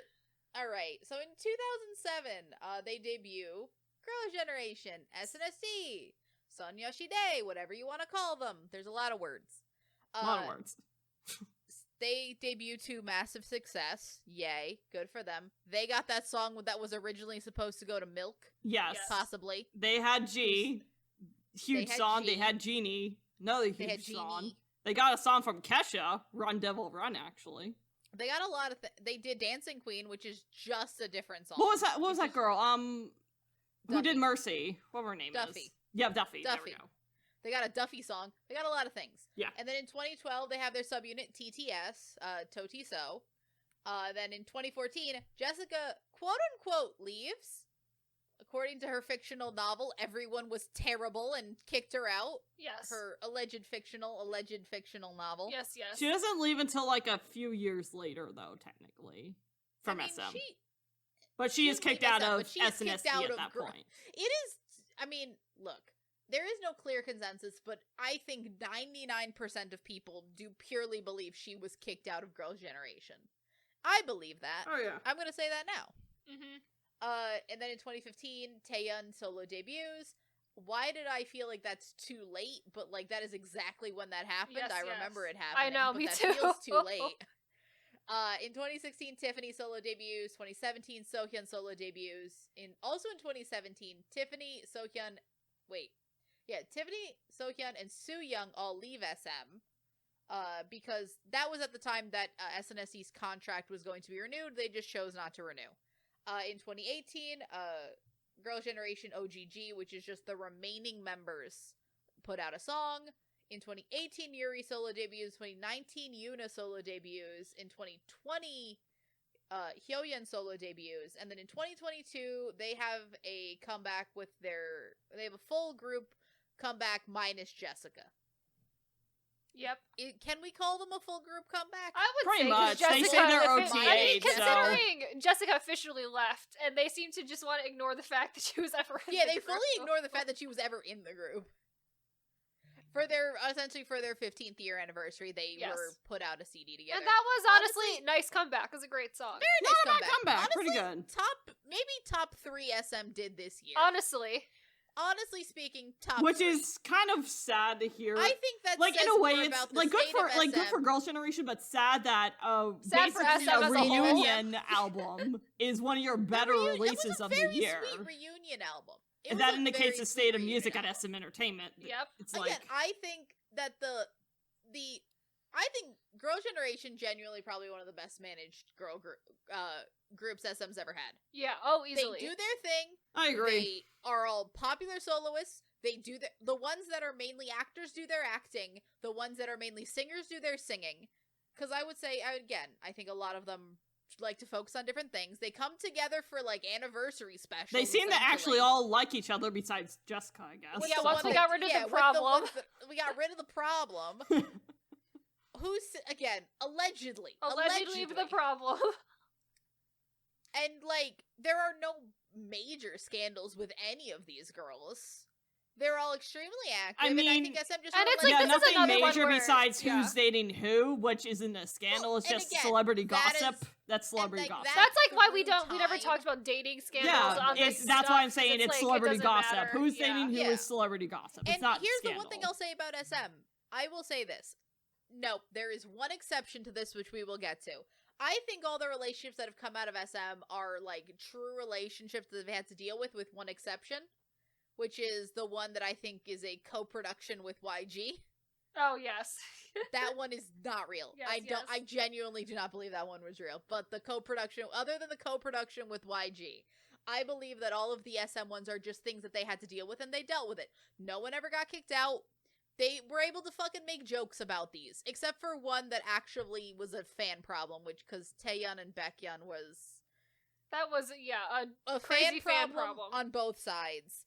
And then also, I think that all the other ones, like when what's-her-name was dating Nickhoon, they were able to make Tiffany, yeah. jokes. When they were dating Lee Min-ho, jokes! Yeah. Everyone can make jokes.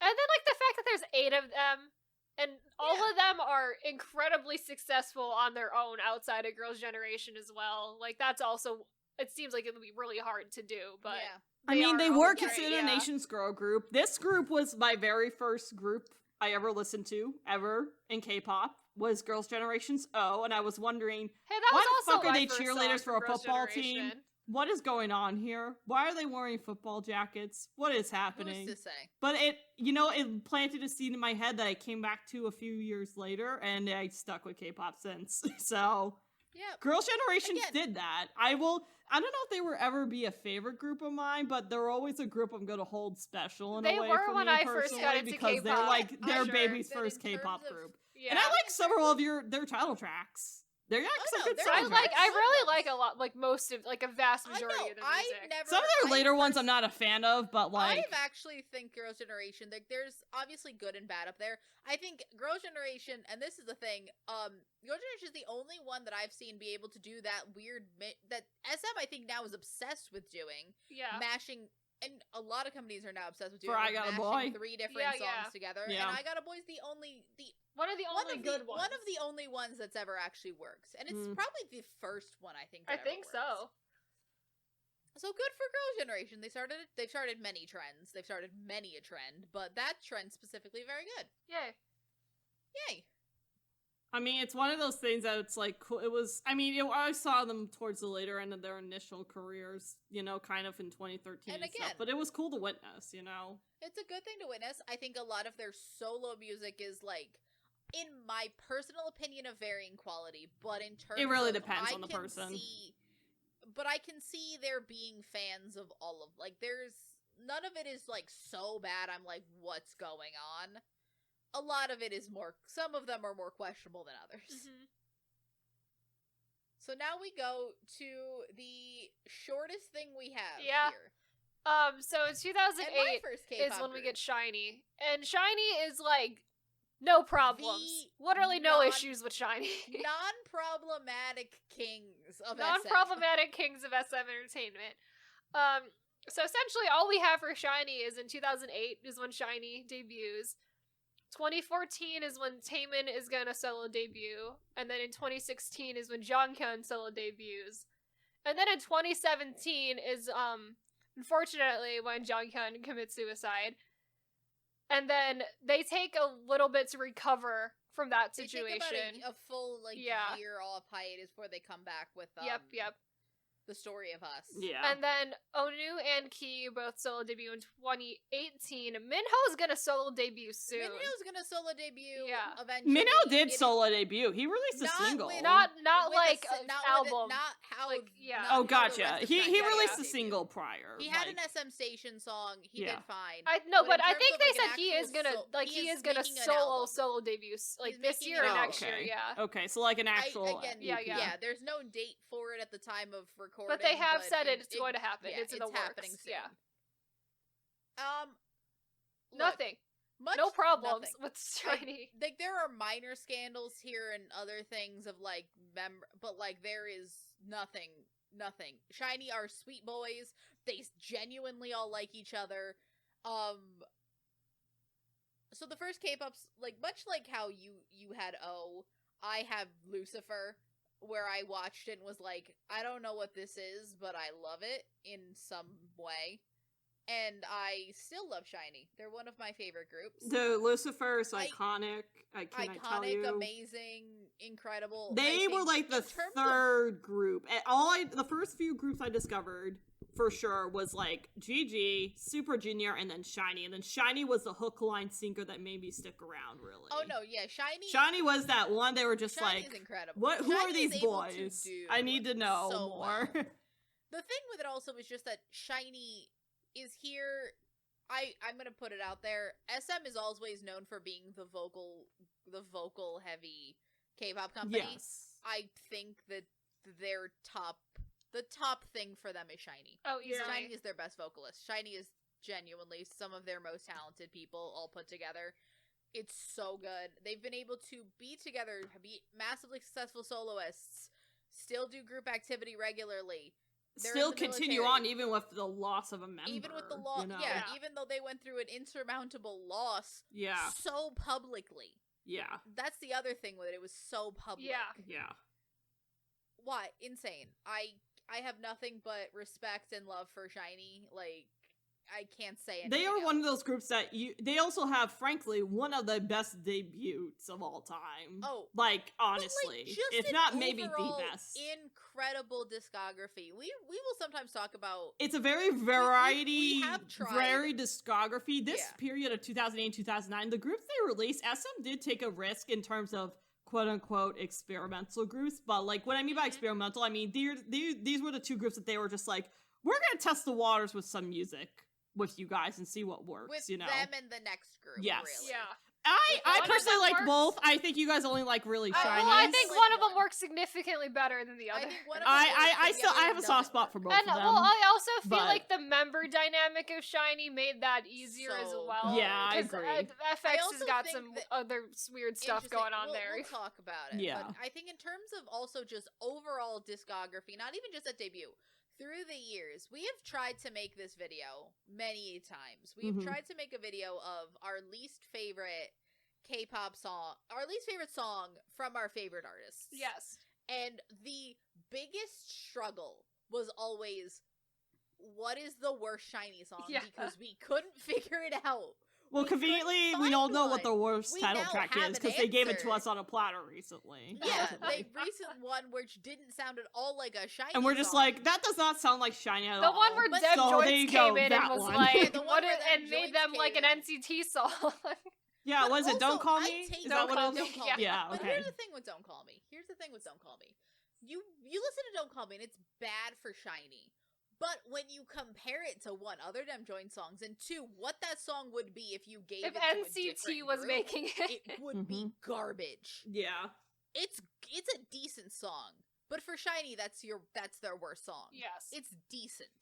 Yeah, It's not SHINee has lucked out with having garbage. high quality music consistently. I Yes, know, yes. and they've all they're all very in control of their own music. Like Taemin solo sounds nothing like all of them are soloists, and none of them sound anything like each other. Or like what SHINee would make either. Or like what they're SHINee very would make. unique, yeah. And they all have a lot of control over what they do, and it's just always fucking incredible. They make great music. I mean, I would even say like the one I connect to least would probably be Onu's solo ballads. Yeah. Because it's Specifically, his ballads. ballad album But was also, not he bad, has the but, like, voice for a ballads, ballad so album, it's he like... has an incredible voice. And also then he did Dice this year, and Dice was great. Yeah. Taemin, who would have thought that the slut of K-pop would be that little bowl cut boy? Also, who thought that he would have such an improvement in terms of singing technical abilities Well, the thing and with vocally? him is, I genuinely think that in any other group, Taemin is a main vocal, but he's just in SHINee, Yep. a group with the other vocalists of Yeah. SHINee. But even I felt like he improved over the years too. He improved so. greatly, yeah, but he was also like 14 at debut. He so. is just living his He best incredible. life. You know, he's Minho very also- eccentric. He's very Very. eccentric, and I love how But I he think it likes to works. display that a lot. It works. Yeah. Also, Minho, good actor, consistently acting in a lot of decent projects. And then you have, now he's gonna do music, which good for him. Mm-hmm. So shall we go on to the one that And did also, work? but SHINee is also SM's last regular boy group, I would Yes. say. Yes. Yes. At this point. Yes. A Well, really yes. really SM's only regular boy group before being. Well, I mean, TVXQ and HOT and Shinhwa were all kind of regular-ish, but like, They're- you know. Yeah, but in terms of like currently, they're also like SM's last fully functioning group. Because Yeah. in terms of that, the group has never had a member. Again, it's so hard to talk about this situation, but in terms of it, they are still all together. Yeah. Like no one has left SHINee. Yeah. So like that, and for SM, That's huge That's for insane. SM. that's Yeah. insane for SM. All right, Maria, would you like to go to our? All right, on to their girl group. If SHINee is the HOT, FX is their SES, except not in sound. Not in the Not in SES sound at or all. HOT sound, but definitely in a experimental sound of such. Yeah. So they debuted in 2009. I just want to point out there that Victoria is the younger sister of Jessica, so that was kind of like a Crystal. whoa Crystal. K-pop sibling. It's Crystal. Whoa. Just have to point that out there. It's Crystal. Crystal, not not Victoria. Sorry, Victoria. Crystal. Holy shit! Wow. Jessica's That little sounds- sister Crystal debuts in a group in To FX. make a note, Victoria, Chinese. Yes, Victoria's Victoria's Chinese. I am tired. Thank you. No They did. problem. Long You know, episode. actually, Victoria is also is the oldest member. I think she was like 22 She is, I think. Yeah, at she the is time old. or something like Yeah. that. Yeah. Anyways, so 2009 they debut. They have their shtick. You know, I think they. Let's put it this way: this group, before interesting things happened to them, really had Interesting some things. great music release in terms of Pink Tape and Questionable music release. Hey, Pink Tape is still considered to be one of the best, if not the best, idol album By some. released by Korean By album some. standards. By some. I consider it to be fantastic, but that's just me. But I love that EP. I love that one, and I love their third album too a lot. I love them both. I recommend those two albums personally. But anyways, they had their own niche. I'd say they were pretty moderately successful. And then things get interesting once 2014 rolls around, where Sully takes a hiatus from the group. I think that's tied to a couple things that came up, mainly who she was dating outside in her personal life and blah, blah, blah, blah, blah, and then more yada, yada, yada. You know, not really at the end of the day, not scandals, but just celebrity gossip shit. Celebrity gossip shit. And then in 2015, Sully ends up leaving the group. 2015, Amber, the token American Taiwanese, I guess, solo debuts. Actually, that's funny. There's a couple Taiwanese Americans in K-pop, now that I think about it. Her and Mark. And maybe Henry was too, actually. Or maybe Henry's from Hong not Kong. American. Henry, was he Or he's Canadian, sorry. He's Canadian, yeah. Henry, I knew he was an American. I know. But I'm like, North Henry's American. North American. There we go. North American. Anyways, Luna solo debuts in 2016. I actually really like her EP, not gonna lie. I love Free Some Money. I think Luna's the best solo. Probably. Out of X. She had the best voice in that group, too. 2016, the group, at the time we didn't know this, most people didn't, but the group released their last single, All Mine, for the SM station. And then 2018... Again, if your last song is an SM station song. Really yes. Very sad. So sad. Yeah. Technically, I think their last comeback was actually just Four Walls. Yeah, so their last comeback as their only album was 4 members. Also, if anyone's listening, and this is an inside this joke, this is a direct call out to certain people. Like View. Fuck you if you think that. It doesn't, and you don't actually believe that either. I don't think it sounds like View, but I do like 4 Walls a lot, though. So they didn't end on a bad song. I'll give them that, so... But anyways, Victoria in 2018 goes on a solo debut in China because she's Chinese, so cool. Also, she does more than China stuff, and she decides to simp for the CCP. Obviously, yeah. Victoria, in many a drama in China, very good actress. Honestly, probably one of the better SM actresses. Probably. The SM actresses are very variable in quality. Yeah. But she also... I don't know. She sims for the CCP a little bit too much for my taste. So does another and Lay. SM person. Lay does too, but we'll get to Lay. Lay does. I don't know why, but so far those two from SM are the ones that are like the big simpers. Lay is like the CCP like mascot out of for like the Chinese the CCP youth party group thing. Yeah. So like he kind of has to as his job, I guess. But still. Anyways, 2019, the group reunites for SM Town Live in Tokyo. Cool. And then also revealed in 2019, Amber and Luna do not renew their contracts. And then in 2010, Crystal leaves SM, probably because, well, her sister bounced, so it's still awkward. I'm here, so I'm gonna leave, I guess. So I need to go as well. Yeah, and then 2021 was when Victoria's contract finally expires. So the group is still not officially disbanded, but at this point, I can bet you everyone's kind of thinking it's not I don't think it's coming back. I don't think we're coming back. Considering, like, Victoria's in China and, like, Amber is off doing also weird things in China. Yeah. Also in China. Amber, a Taiwanese American, now in the CCP. Amber, not the first Taiwanese person to do stuff in China. No. We can talk about many. Although it does sound like she grew up in the States more, though. If anything, she seems to identify more as an American. But I think Amber is American. She is American. Amber feels more American. But yeah. The fact that she's so American and is now doing so much shit in mainland China. So much shit about the Korean pop it. industry, about how she was treated in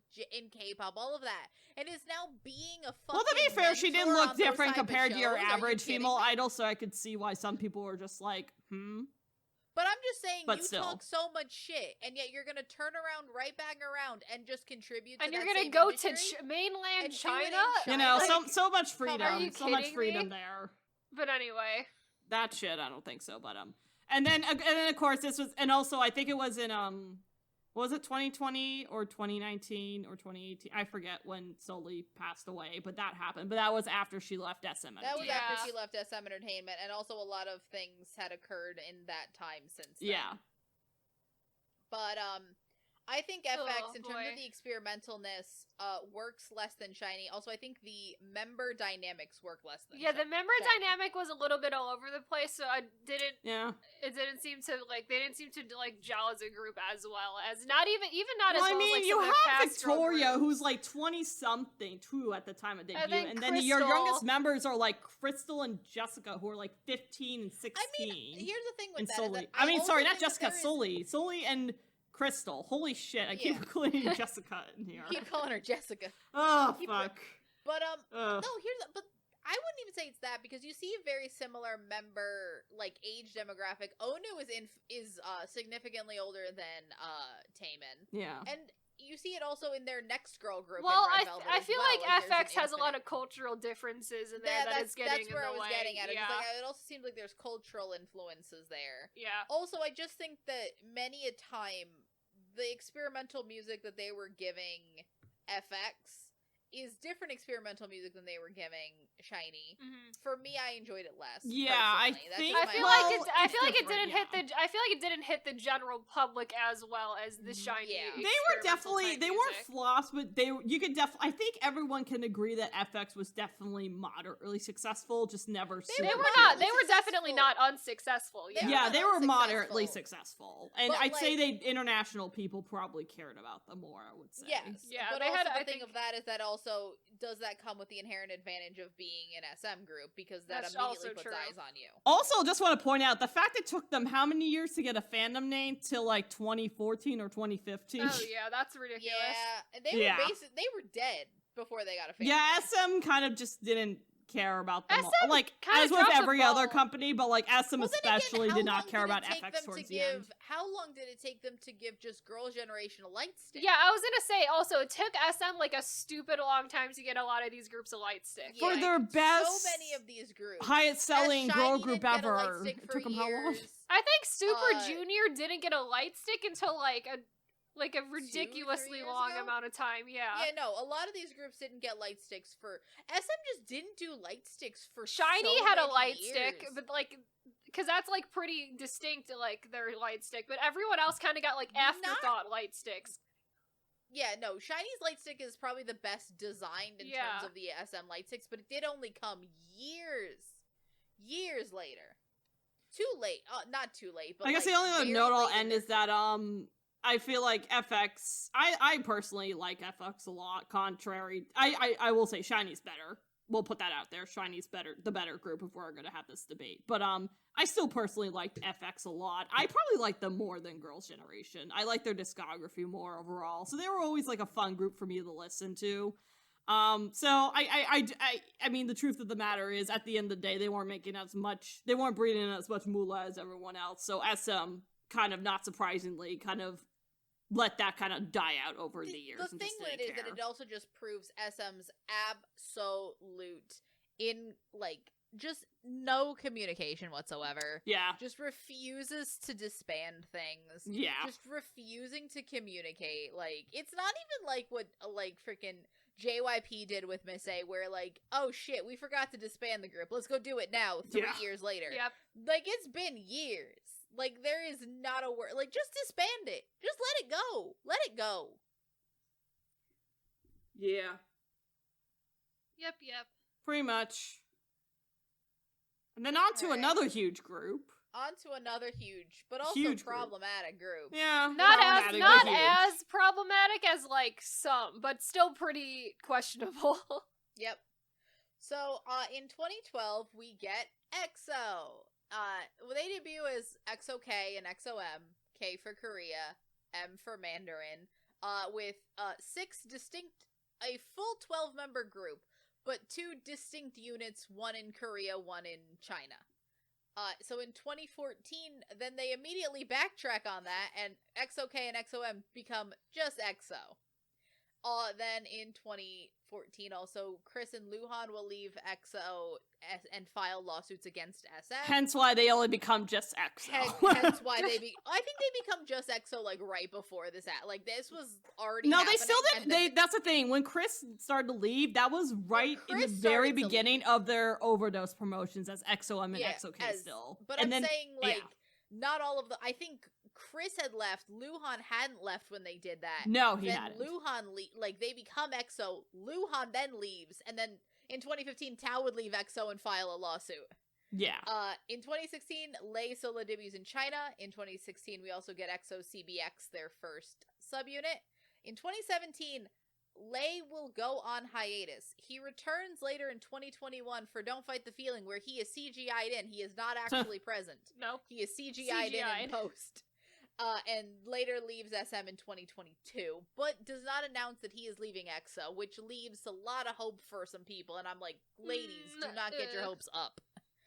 Put the hopes At this back point, down. I don't think he's with his He's very so close ties to the CCP. He's going to stick with China. He's so into China. There's right no now. way Also, he's like, gonna. He's making. Yeah. He is even. Take out the CCCP part for 1 second. Yeah. He is making so much So money. much Exactly. money in He's China. making So hand much over money. fist of money. He has So much no money. reason to leave.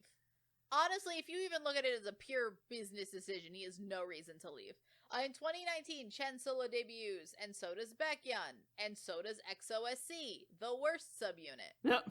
But to be honest, Really you think they were ever bad going to let those two subunit. do a solo debut, though? Absolutely not. Exactly. Absolutely not. This was the better option for Absolutely those not. two at the end of the day. Fair. Still not It great, means but I still have- the better option. The only reason it's a better option is because I have one less solo in my life. Yeah. I can't even Uh, imagine what a Chanyeol solo is. I can imagine what Chanyeol solo. I can't imagine what a Sehun solo. God. sounds I know like. Chanyeol's been into producing, though, so I feel like I would prefer Chanyeol just to Put stick him as as a a pop producer role. producer eventually.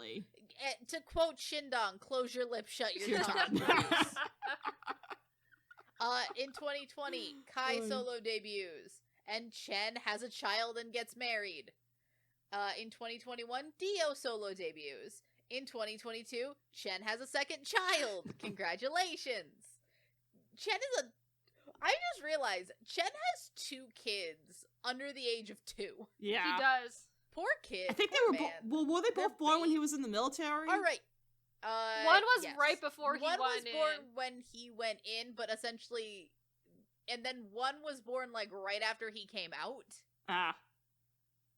Yes. And then in 2022, Schumann also solo debuts. That happened like a month ago. Yep.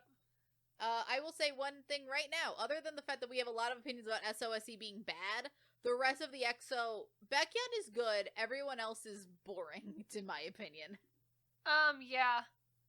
Like, yeah, because Kai, most of I'm them, not like into Dio Kai. and Suho and Chen, basically Suho's stick doing with ballads, stick with Chen's ballads. doing Suho's ballads. doing ballads. Kai, I like Chen's Kai, doing but ballads. I don't that's like just Kai. me, Kai though. is not That's just that me. Kai's Kai not is doing just ballads, not like that he's doing like exciting. lesser Taemin music, kind of. He's doing like low key Taemin, Yeah. and I'm like, Taemin is not low key. Yeah.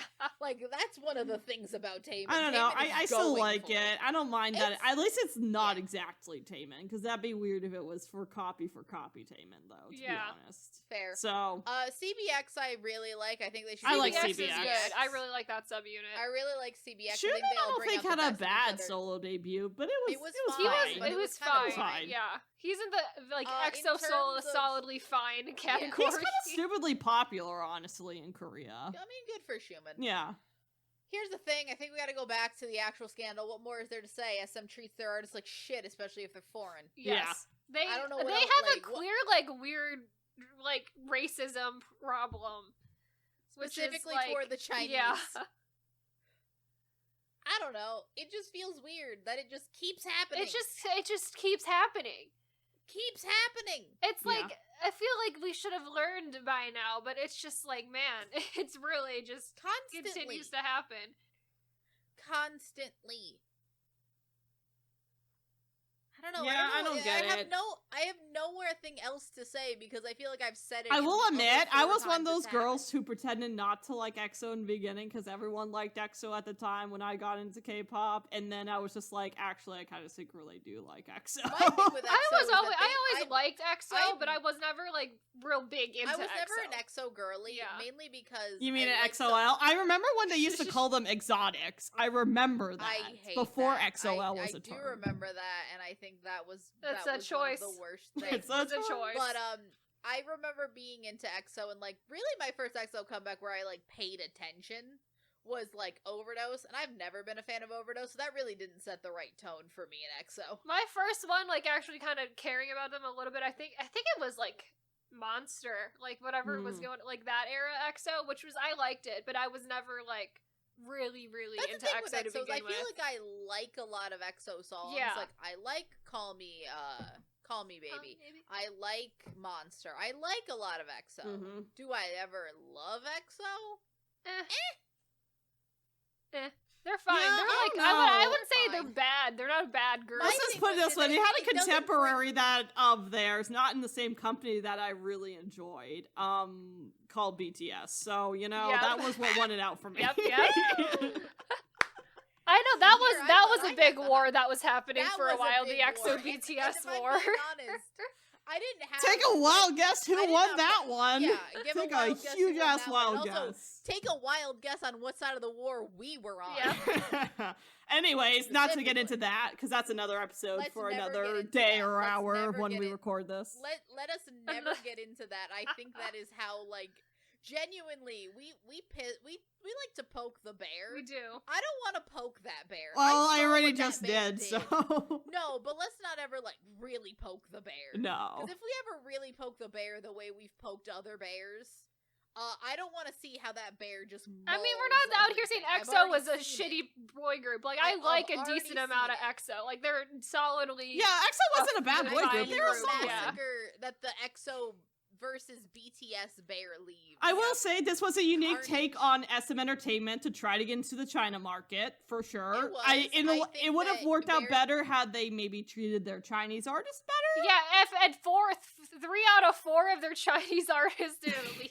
And again, the other one. But I think, very- I'll be very honest though, I think there would have been quickly. problems going forward had they kept Schumann and Chen in the group because of Yeah, certain yeah, things yeah. going on politically Yeah, but within like China. SM But here's the thing: SM can't tell the future to know that. that's The other true thing with that is too. that very- But just I put it out wanna there. Make a point. I want to make a point very quickly. Yeah. Notice Chris Tao Luhan, that's his name, all leave SM. Notice who gets a solo right after they leave. In China. Notice who's allowed to have the freedom to go back and forth between the two right after they leave. Yep. That they want to keep. Yep. I just want to point out that continues to be evidence of SM's very interesting way of keeping of giving people special Yep. everyone says, "Oh, what did they do to keep everybody else?" I'm like, make some deals. That almost felt Mhm. like it was done to, like, play To safe. keep him. To keep him there, yeah. Yeah. Wild. Mhm. Yeah. Now into probably one of my last favorite SM groups, I would say, personally. Because the ones following after this, Yeah. I mixed feelings. It's a, I it's mean, a, we- you know, this it's is the really last- a downhill. It goes Yeah, downhill from here. I think now we can finally get to the point where these are all the artists from here on out most of them did not begin in the flop era. Yes, But all of them are participating in the flop era. This one The though, I current think not as musically. much. not as much. Not not as as much. much as the others. But they have participated in the flop era. Okay. They have been a part of this. Fair. They do not get to leave this unscathed. So we're gonna talk about Red Velvet, who Red debuted Velvet. in. I think originally they were supposed to debut in 2015, but instead they Of course debuted they in 2014 without I Yeri. wonder why. Allegedly, to cover because up a their specific debut, scandal. which we think it was because their debut was meant to cover up the Jessica situation.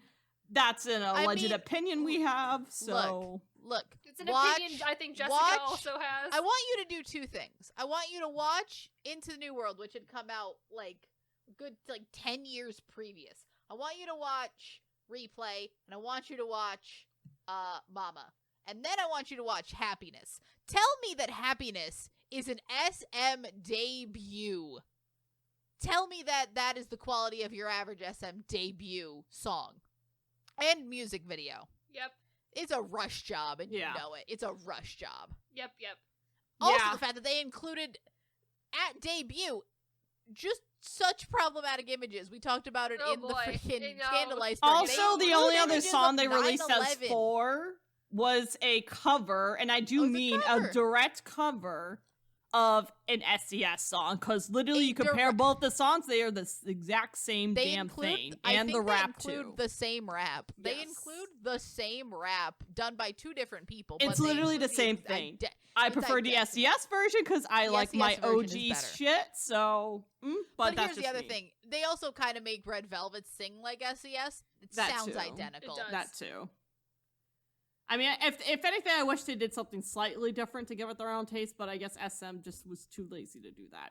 Yep. Again, rush job. Anyways, rush job. 2015, they add Yuri when they released their first EP, was it Ice Cream Cake, I think it's called? Ice Cream Cake. Yep. Yeah, which is actually should have been their debut. I like that song. I like that song. Should have been their debut. That song would be a much better debut song. Look at that video and just that song in terms of quality and compare it to other SM. It fits so much better. Happiness just doesn't fit. Yeah.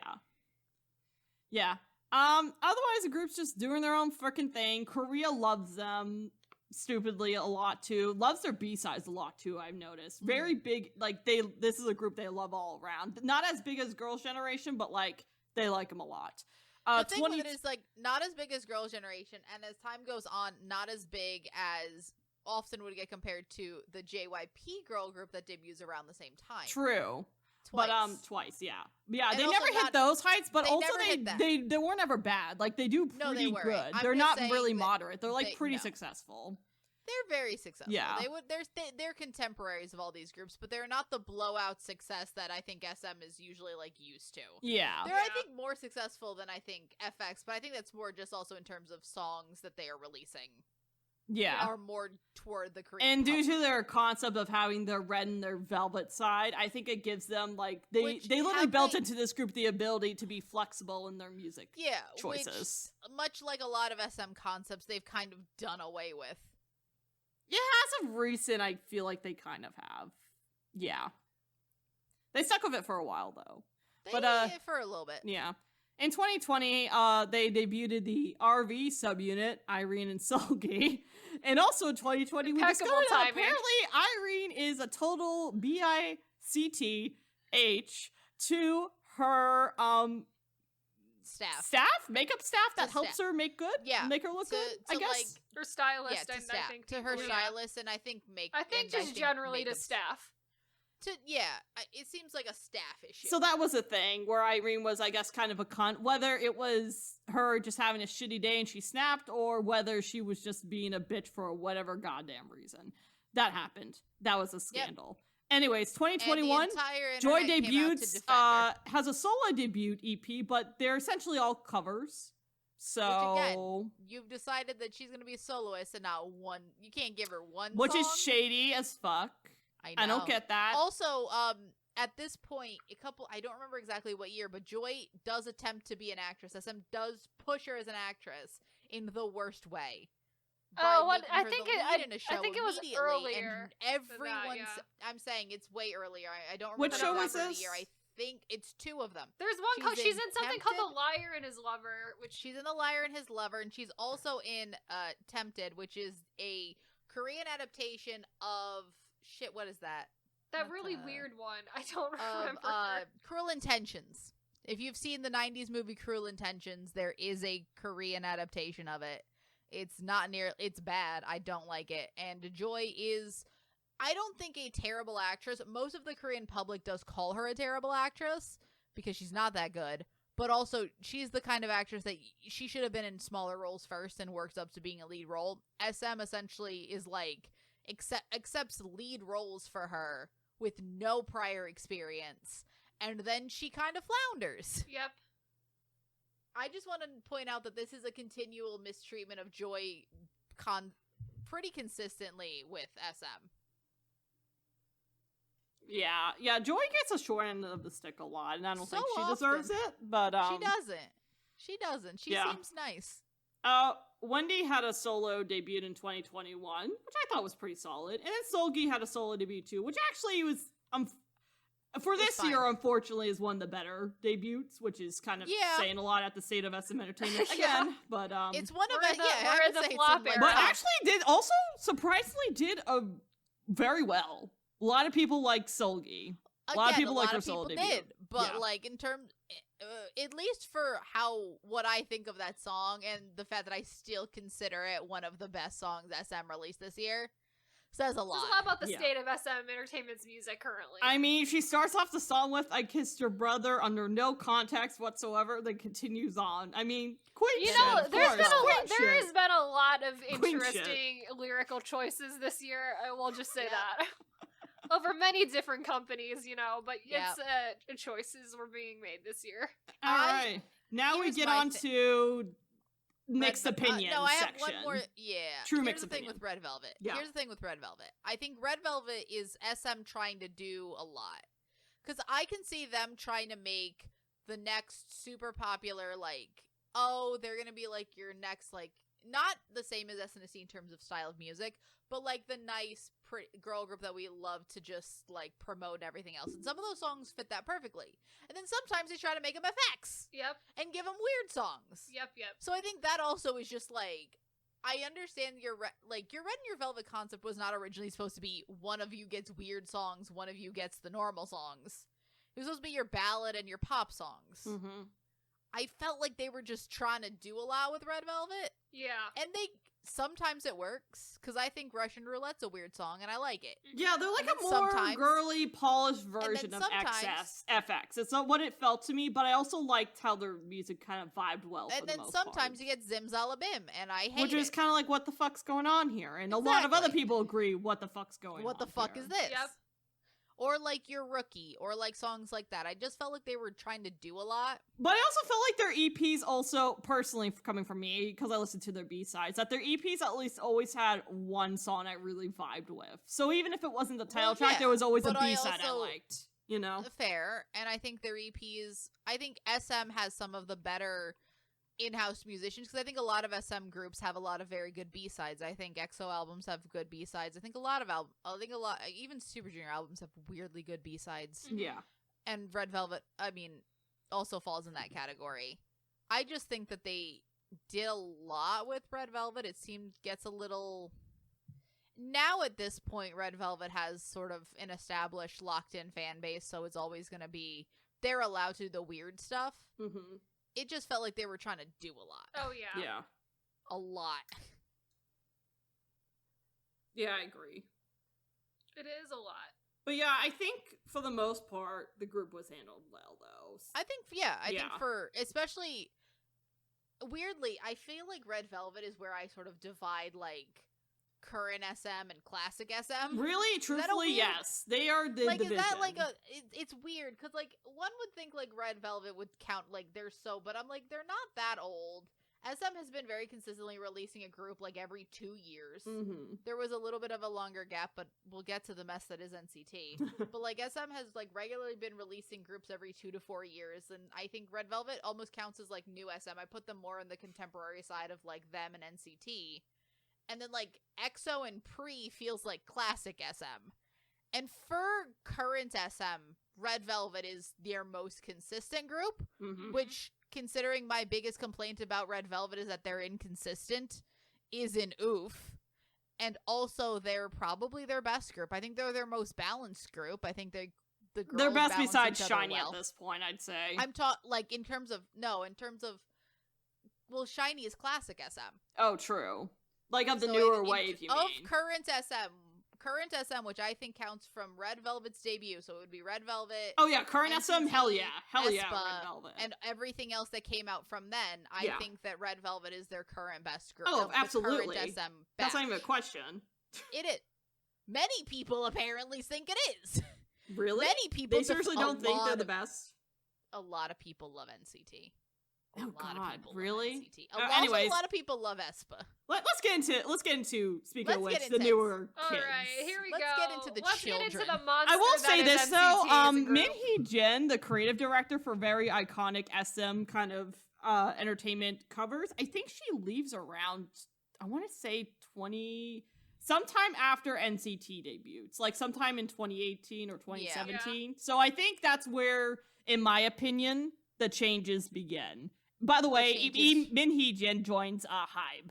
So He does. later on. So just putting that out there. She was a big reason why a lot of the SM concerts, in my opinion, were very iconic. And I knows noticed this shift a lot after she leaves. I'm just putting that out there. She is very good at making, and you can see that with her group under Hybe, she's very good at making a cohesive look that works and that makes an era, like a K-pop, the era that we are in, have its own sound and feel and vibe. Yeah. And it's cohesive and it looks good. I noticed it a lot after she leaves that the change is more evident, in my personal opinion. I'm just putting that out there because I think it does affect how SM in a way is managing the groups in a way, at least conceptually. Yes. So I'm just putting that out there because I think it's important to mention. Shall we get to the problem children? Let's get to the monster that is NCT as a whole. So we have a episode called First Contact NCT that covers NCT up through 2020. So if you want any more in-depth on NCT, you can go listen to that. But you know what? Honestly, that episode, it's a lot. What hope we had. Can pull out the NCT Venn diagram that exists. Which is out of date. It's now out of date, Venn diagram, but So we're gonna begin in 2016 with NCT with NCTU, which is still very questionable on what NCTU exactly is. Who's to say? My understanding is that it's supposed to be a flexible unit where they're just like, we decide a song to splash you with this certain group. Had the same people in it for the most part the entire But also time. the problem with NCTU is now that we're getting NCT like 2020 and 2021, it's also very questionable if the songs released under that are considered NCTU or NCT 2020 or like what actually is going on with that, because they don't pull out NCTU often enough for it to there to be a difference. Be what that is. Yeah. Also, it doesn't. Also, I feel like no one knows the answer to that. No one does. I would want to say too as well. I feel like NCT is what they truly wished Super Junior to be back in the day. I also don't think that's true. Kind of. I think what SM wanted was to be able. The only group that has ever done it and that's ever been successful at it is, I think SM wanted a graduation system. Yeah, I think did. they wanted a graduation wanted that system, since but they've been a company. And the only company that's ever done one is Pledis with After School, and we saw how that turned out anyway. And I think with Super Junior, they realized you cannot do a full graduation system with K-pop fans. That's not something that appeals to us. And I speak for myself. I'm like, I don't want a graduation system. I like knowing the members of a group, and the fact that they're just gonna leave and I have to go follow them somewhere else, that feels stupid. Yeah. And then I think with NCT, that is their compromise of, we are essentially going to have a stable. It's barely a group. It's a fucking stable. Well, we'll see the fact. We're going to get to the fact that one of these units was supposed to be a graduation system, and we did not do that. And we just they were going to gave up on that from immediately. the unit, and it was still, but they were going to still be in the stable, if you will. But so in 2016, we get two different groups of people. In Without You, we have Taeil, Do-young, and Jaehyun, and then Kun in the Chinese version of that song. And then we get Seventh Sense with Taeyeon, Mark, Jaehyun, Ten, and Do-young. And then in 2018, Boss is technically under NCTU, but which is in the NCT 2018 umbrella. So that's like a whole other thing that I don't want to get into, really. Not really. So then, later in 2016, we get NCT 127. And so their debut with Fire Truck has Taeyong, Mark, Taeil, Jaehyun, Winwin, Haechan, and Yuta. And so that is an introduction of Winwin in that unit and Yuta as well in Haechan in that unit. And then in 2017, we get Limitless, which is where they add Do-young and Jody into that group. And then in 2018, we get Regular, in which they add Jungwoo to that group. And then Winwin will kind of unofficially leave 127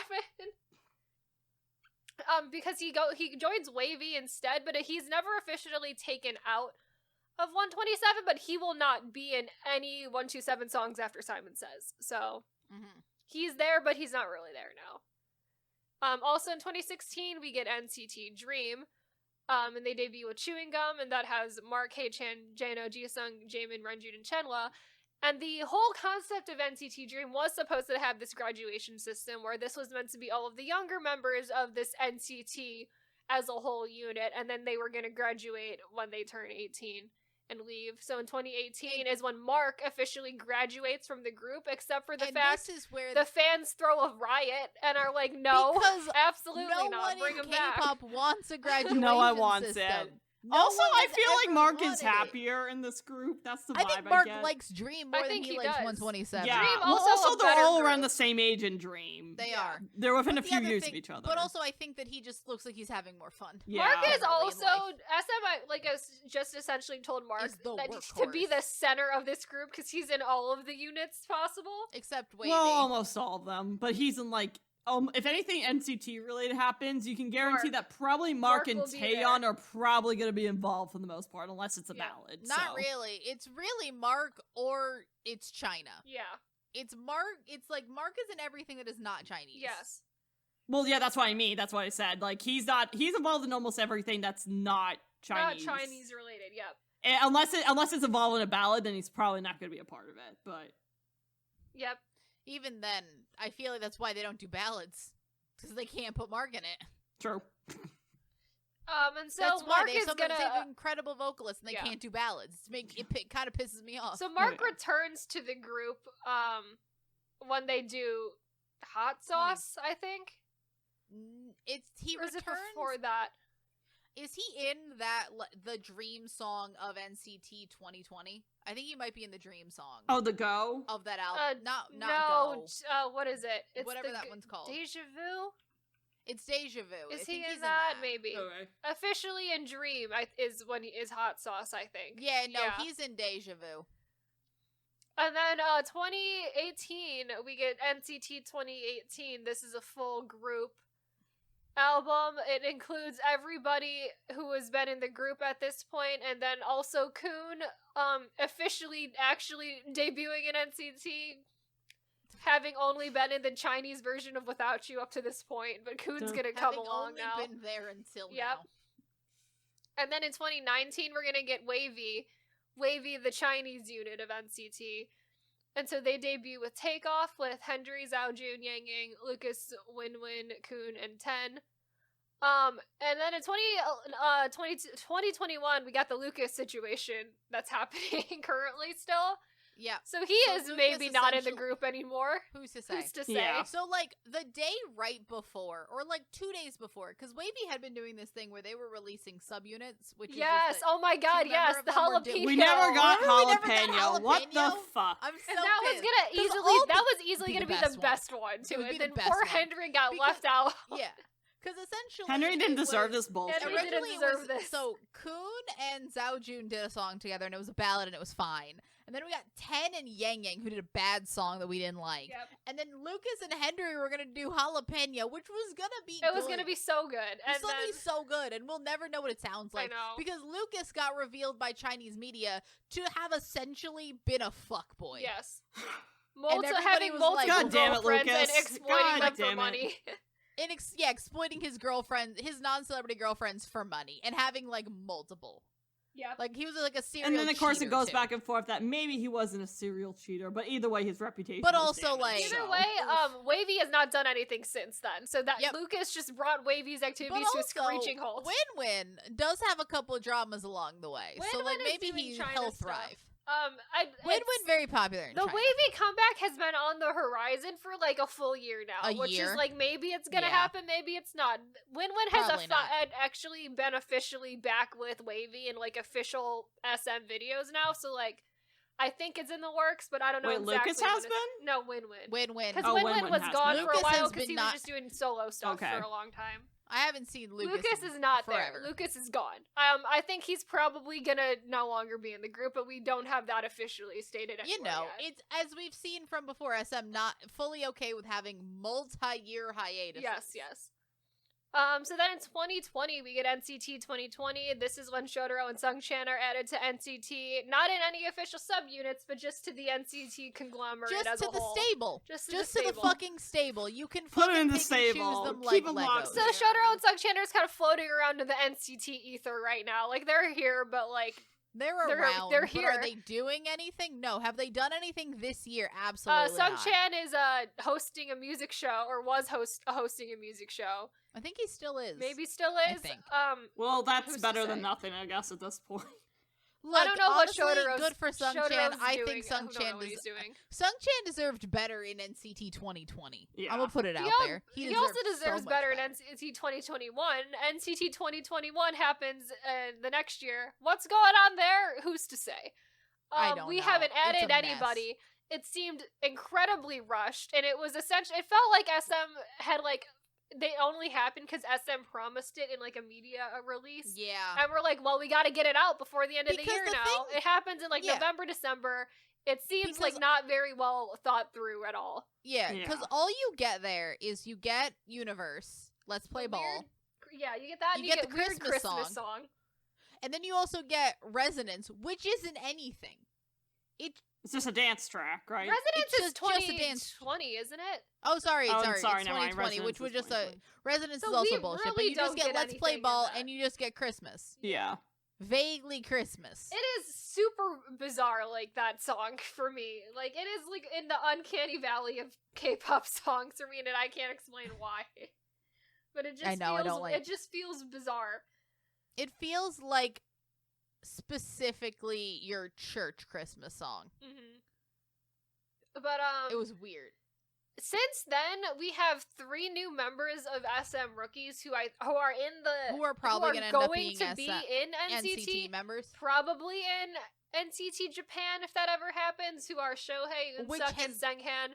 Shohei, the Yes. only one who's Japanese, but they did a performance with Shotaro and Sungchan at a concert, and so they're definitely Everyone is in sort of line like to be that is in what NCT. that's what the future of SM Yes. NCT wise is.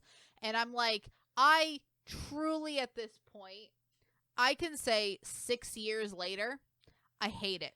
I don't know if SM I Entertainment will tried have giving a it a new boy chance. group ever in their career, or if we're just I'm gonna not shove positive. We don't every know if they boy ever into will, at NCT. least in the short term. I'm They not seem to be positive stuck. they ever will. They I seem think to be they're stuck obsessed with this. making this work. I think we're just gonna keep I think adding they people are to NCT, and this is obsessed. gonna go on for years. And the weird thing They're- about NCT is because NCT is so international, the statistic we like to throw out is that they're, I think, 43% they're like 20. Korean. They're all it's like a weird percentage Korean. Korean. It's like less than 50. Hang on, I gotta do the math here again because it's a larger percentage than Orbit Foreign than it is Orbit Korean. is Japanese. Yeah. Orbit is more Korean they're 40. than NCT. They're is. 43% Korean. Yes. Yeah. And So- now with the new and we haven't even added the new boys that are not officially SM and members, the fact that SM, that so many NCT of them people are not yet. Korean and will not have to do military service is like a big plus to them in promotional wise. And It the is fact a big that plus they for can, Yeah. promotion. and the fact But that the they can just throw people together and like have them do shit is like also a big plus to them. But for here's that. the thing.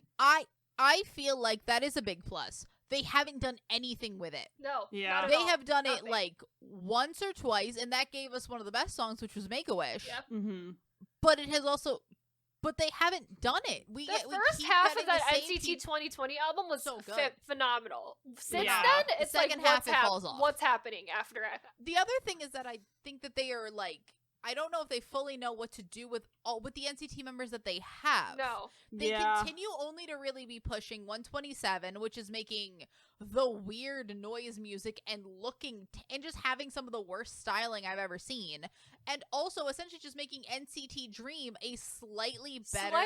Slightly. It's like Actually, they're better talent-wise. The songs are about, like, even. so NCT 127 is going hard into experimental noise music. Yeah. NCT Dream is also getting into experimental noise music, but a little bit more public little friendly, bit- which yeah. makes them the only unit of NCT that is actually listenable for me currently. I because think of the that. public But still, I prefers feel Dream like- too. No, Like it Dream sounds like sells there are so more much fans. better. At least in the Korean public, Dream sells so much better than 127. Exactly. But I just feel like they're trying to. But the thing with it is, Hence I why also feel like that's the NCT reason why they still keep Dream around. Well, here's the thing. NCT 127 is being pushed so hard down people's throats, especially internationally, because Yeah. they want that to work. Yeah. They want it to SM work so badly. Desperately wants it to work so badly, and it's working. I'm not saying NCT does not sell. I keep calling them SM. Yeah. They NCT are sells. They are. This is I feel SM's major this is strategy. SM. They're making everyone sound like them, and I hate it the most because They everyone are. has this NCT Literally, sound almost now. every group recently has gotten an that's the thing NCT with it is I sounding feel That's song. the it's like they got Super Junior out here making NCT music, and it's They just gave like, Shiny what's an going NCT on? song. Who But is you making look these choices? Them Like- joints. You look at them joints. You look at them. I would so much of current SM sounds the same. You go back to that classic SM, you're never gonna think a Super Junior song sounds like a Shiny song, sounds like a Girl Generation song, sounds like an FX song. All of these groups had different sounding songs that you're not gonna confuse for each other. Now, I feel like if you gave me the instrumental to like Savage, I'd be like, that sounds like Well, NCT also, would do it. just You to give me the instrumental to Two Baddies, I'm like, yeah, Aespa could do to something have over even that. more I don't know. to have even more like reasoning for this. Let's talk about that weird freaking Christmas album SM Entertainment did last year. Oh, yeah. Oh god. Where that was just like random people from all over SM Entertainment on tracks in an album together, where they were just doing like Yeah. all sorts of weird NCT type music on that. Mm-hmm. What's like Zoo? Zoo was a NCT Aespa collaboration. That's like a song either of them could do because their music style is essentially the same. Like Exactly. Like, it doesn't make any sense. I feel like NCT is such a fun idea if you do creative things with it. SM essentially, this is them.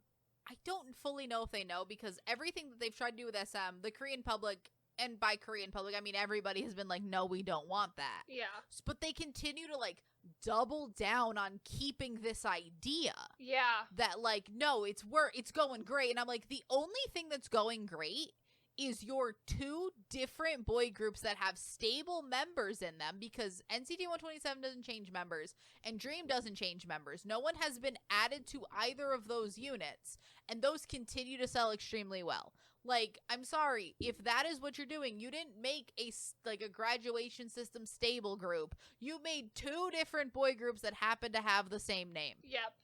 Essentially. They sound ridiculously They similar. sound the same. Yeah. Now at the point where Dream is no longer doing cute music, like they sound identical.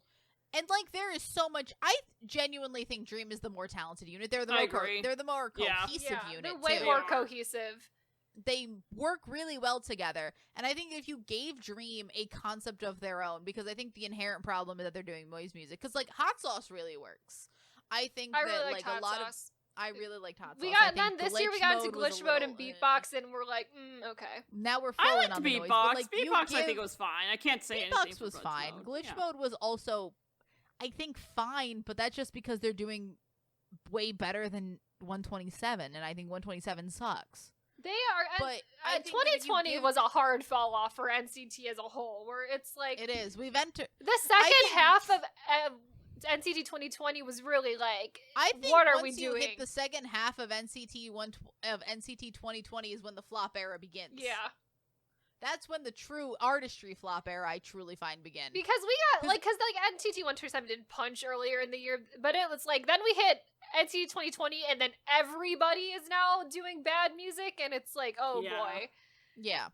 I truly want Dream to get their own sound because I think that they would actually do extremely well. Yeah. I give them a, like, it doesn't even need to be not noise music. It can be noise music, but just make it their own brand of noise music, not experimental weird noise music. Like, don't make it an identical copy to 127, just less bad because it has Right. more talented people in it.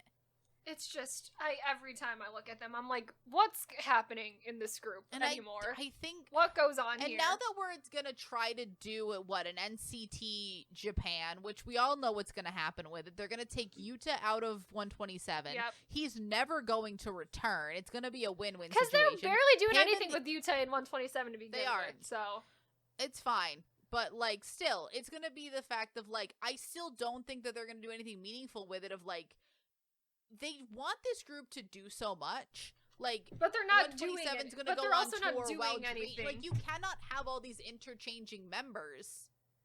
Especially, while having... I feel like also we might as well bring up Super M while we're in this process, because Super M is Sure. is essentially an NCT subunit.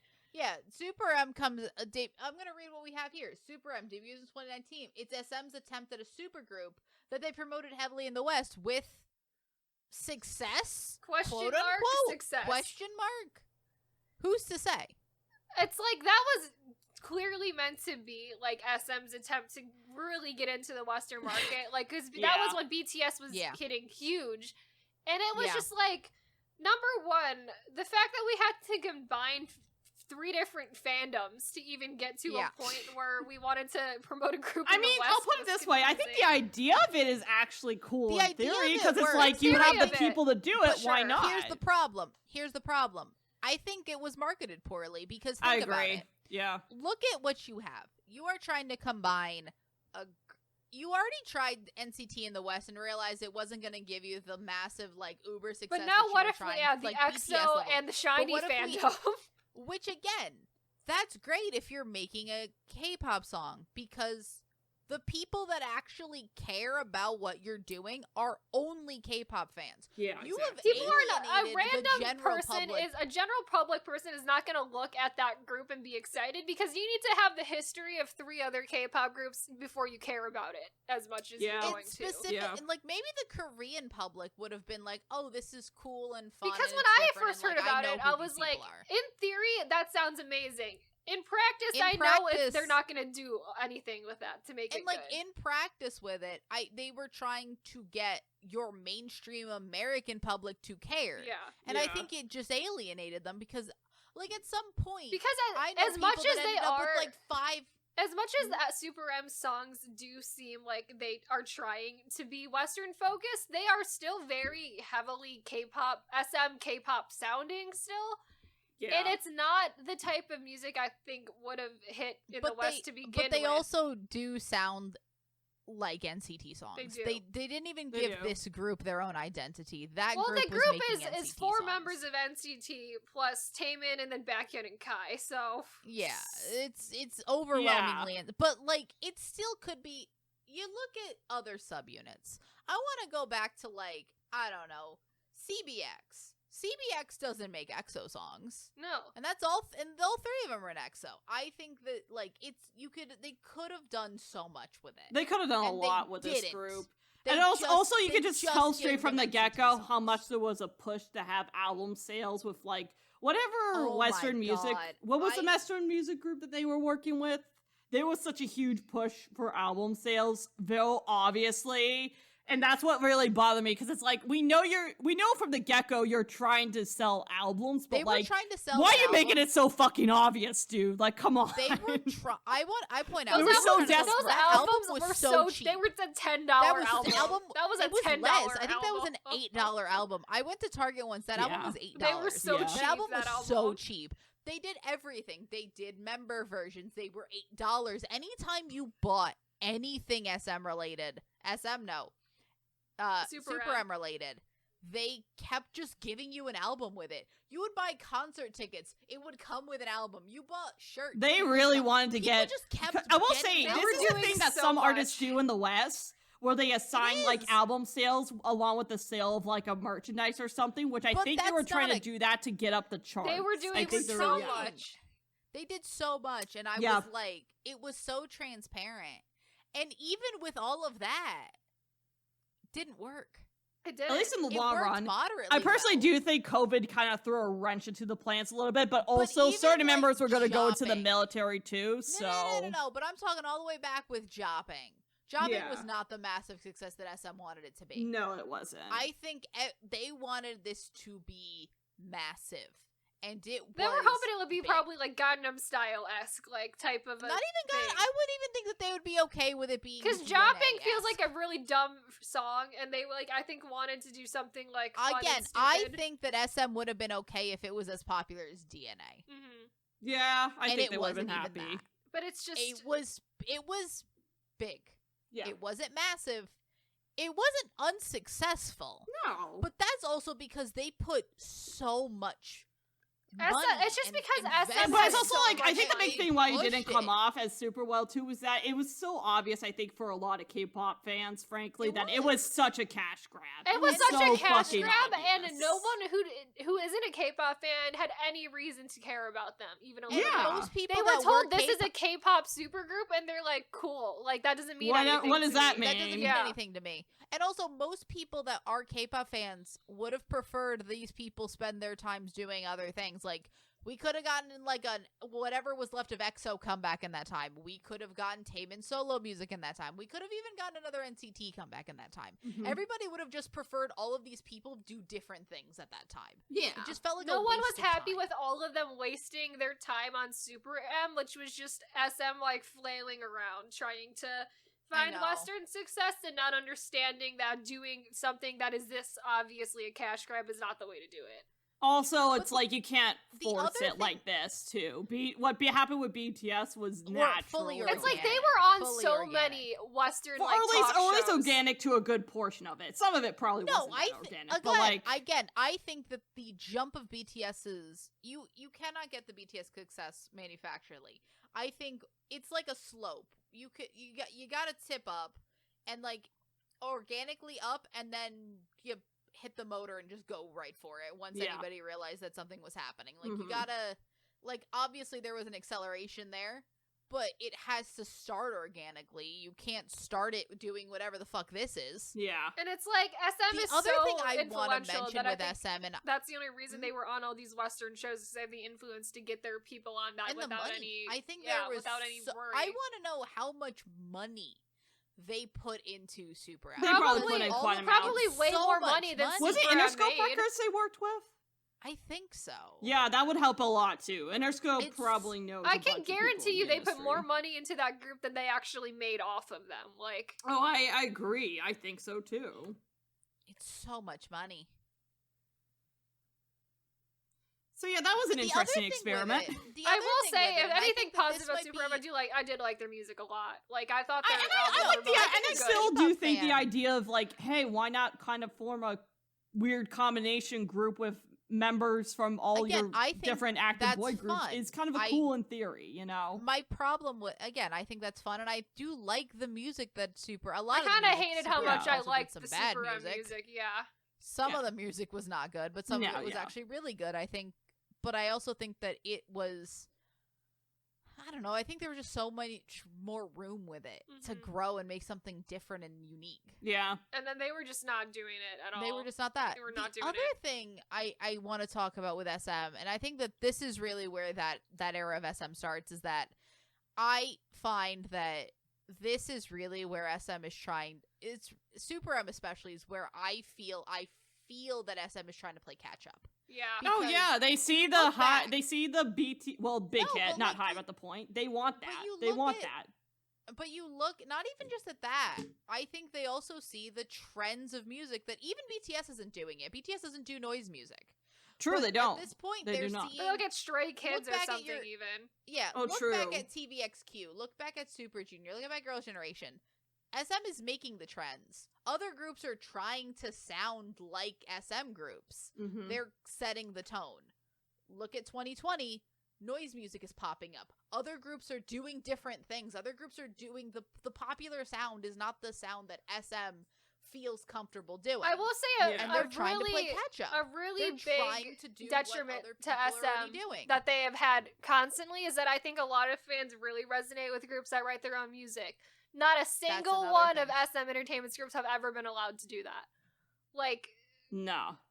they've been to write rap lyrics. And that's it. That and is they're rapping, that is and like it. I'm sorry if you're out here Yeah. for SM rap lyrics. I'm or sorry, you're- every you're- single group out here writes their own rap lyrics. Like, that's not, you're not special for that. Like, one, you're not special, and two, SM rap lyrics aren't even like Great. that's nothing not to write even home good. about. That you wrote the SM rap. They've never been lyrics. great. No, and I also they don't even get full writing credit on the rap lyrics. Mhm. So who know how much of it they actually write.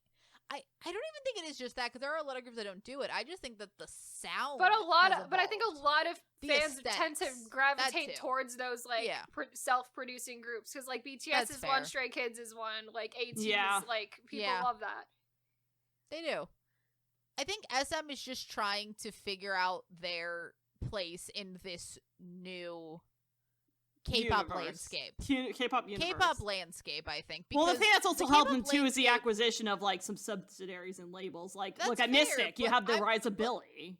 You know, That's they fair, own but, Mystic. Like, they do, but they don't manage Billy. Like True, Pure they don't SM directly manage Billy, but Pure they get the SM money from them. Pure SM managed groups are having to adapt to a landscape that SM didn't create, and it's the first time that that's ever happened, and doesn't really know how to navigate because it's the opposite of what SM is good at.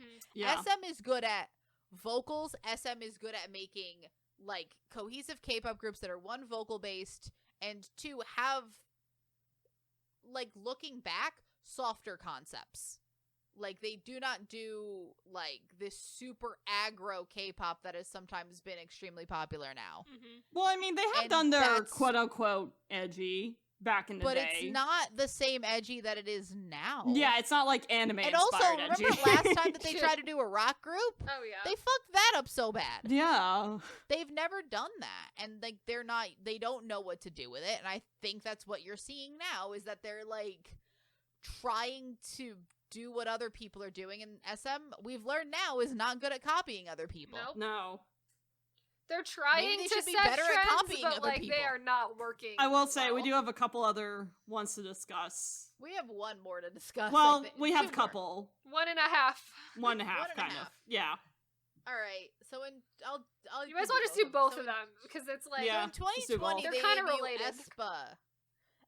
They debut aespa with Black Mamba. Each group member has a corresponding AI counterpart. I The hate shtick it, is I that hate it, I hate that's it. their shtick now, is that they also have a Also- universe that they make references to in their SM songs. Entertainment has And a again- universe that they are now retroactively putting into the lore of every And they single create a other every label lore based them. off the name of the universe.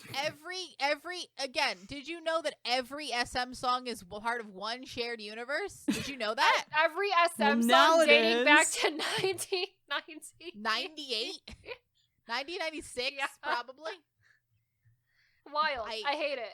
It feels hate so disrespectful to literally every other does. group in SM Entertainment. Especially groups that are no longer in SM. Yeah. They're just, like, hijacking these people's careers in there. They're That's like, oh, you're not awful. here anymore? I don't care.